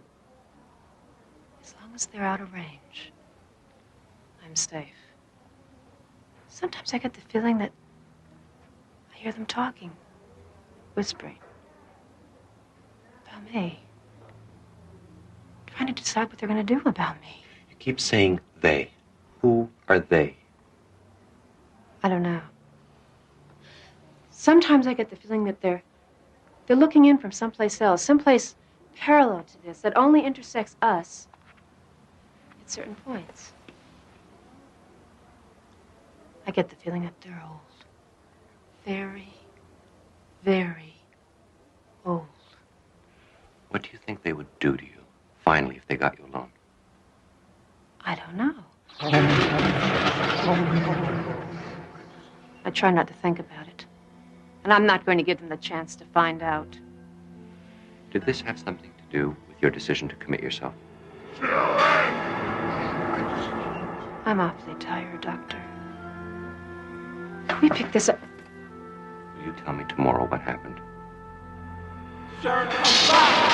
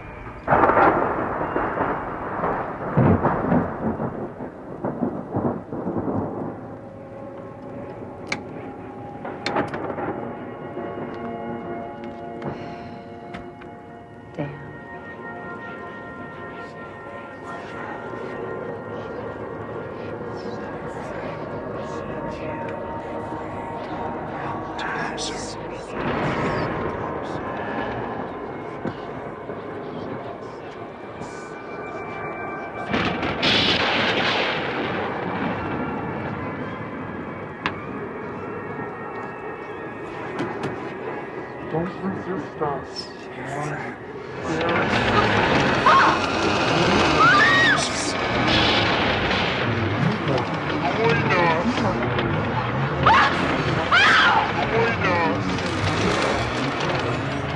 Come here. Come with us.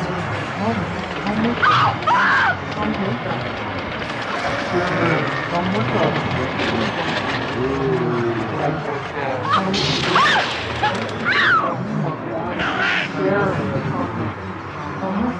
Don't resist.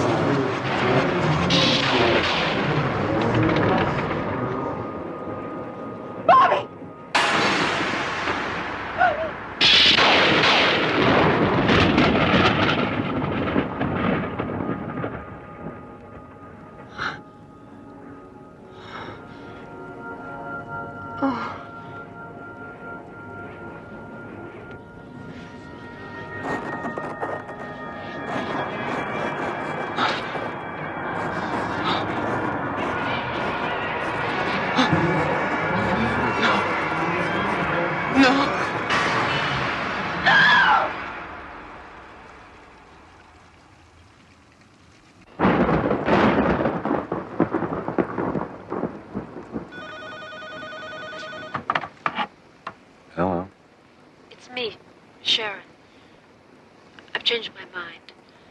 can't live like this anymore. Someone has to know in case something happens to me.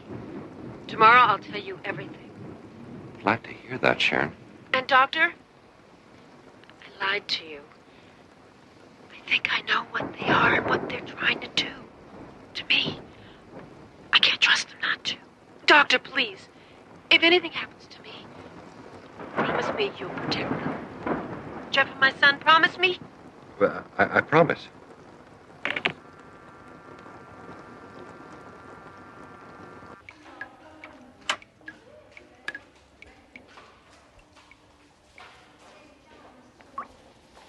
Good morning, Doctor. Pardon the bucket. We had the roof fixed last winter, but it still leaks a lot. The bucket's all over the place. A storm that big always agitates the patients, and last night was a doozy.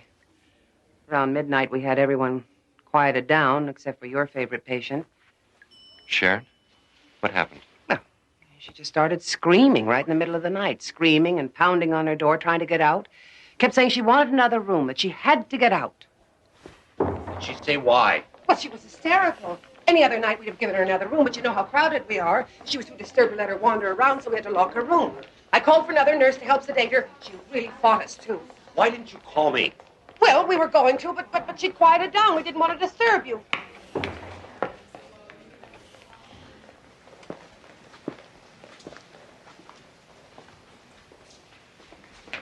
Good morning, Doctor. I hear you give our nurses quite a night. Well, I was being silly, and I realize that now. Storms frighten me. Actually, thanks to you, I realize I've been silly about a lot of things. Such as? Such as being here, committing myself, abandoning my son and husband just because of some perfectly irrational fears. It's wrong. And I can see that now. I guess all I really needed was someone to talk to. I fear you give me way too much credit. It's a very pretty outfit. Very intricate patterns, I thought. Just one more sign that all is well. I called the front office and had it brought to my room. With some luck, I signed the release forms and I'll be leaving here this afternoon. So soon? I thought we could at least finish our... We did. And again. Thank you.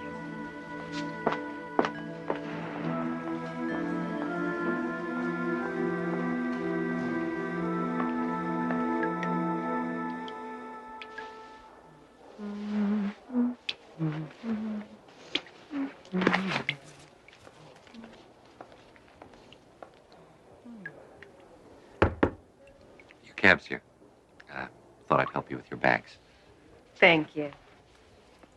Besides, I couldn't just let you go without saying goodbye, could I? No, I suppose not. All the help is quite appreciated.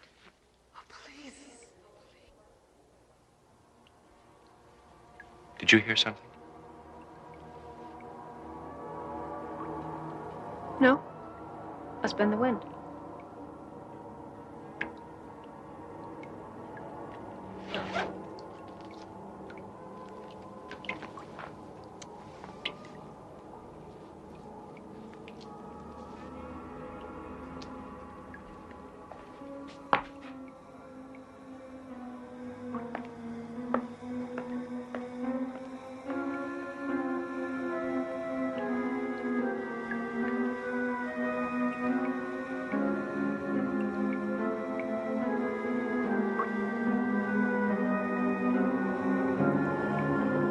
That's not me. That's what it is.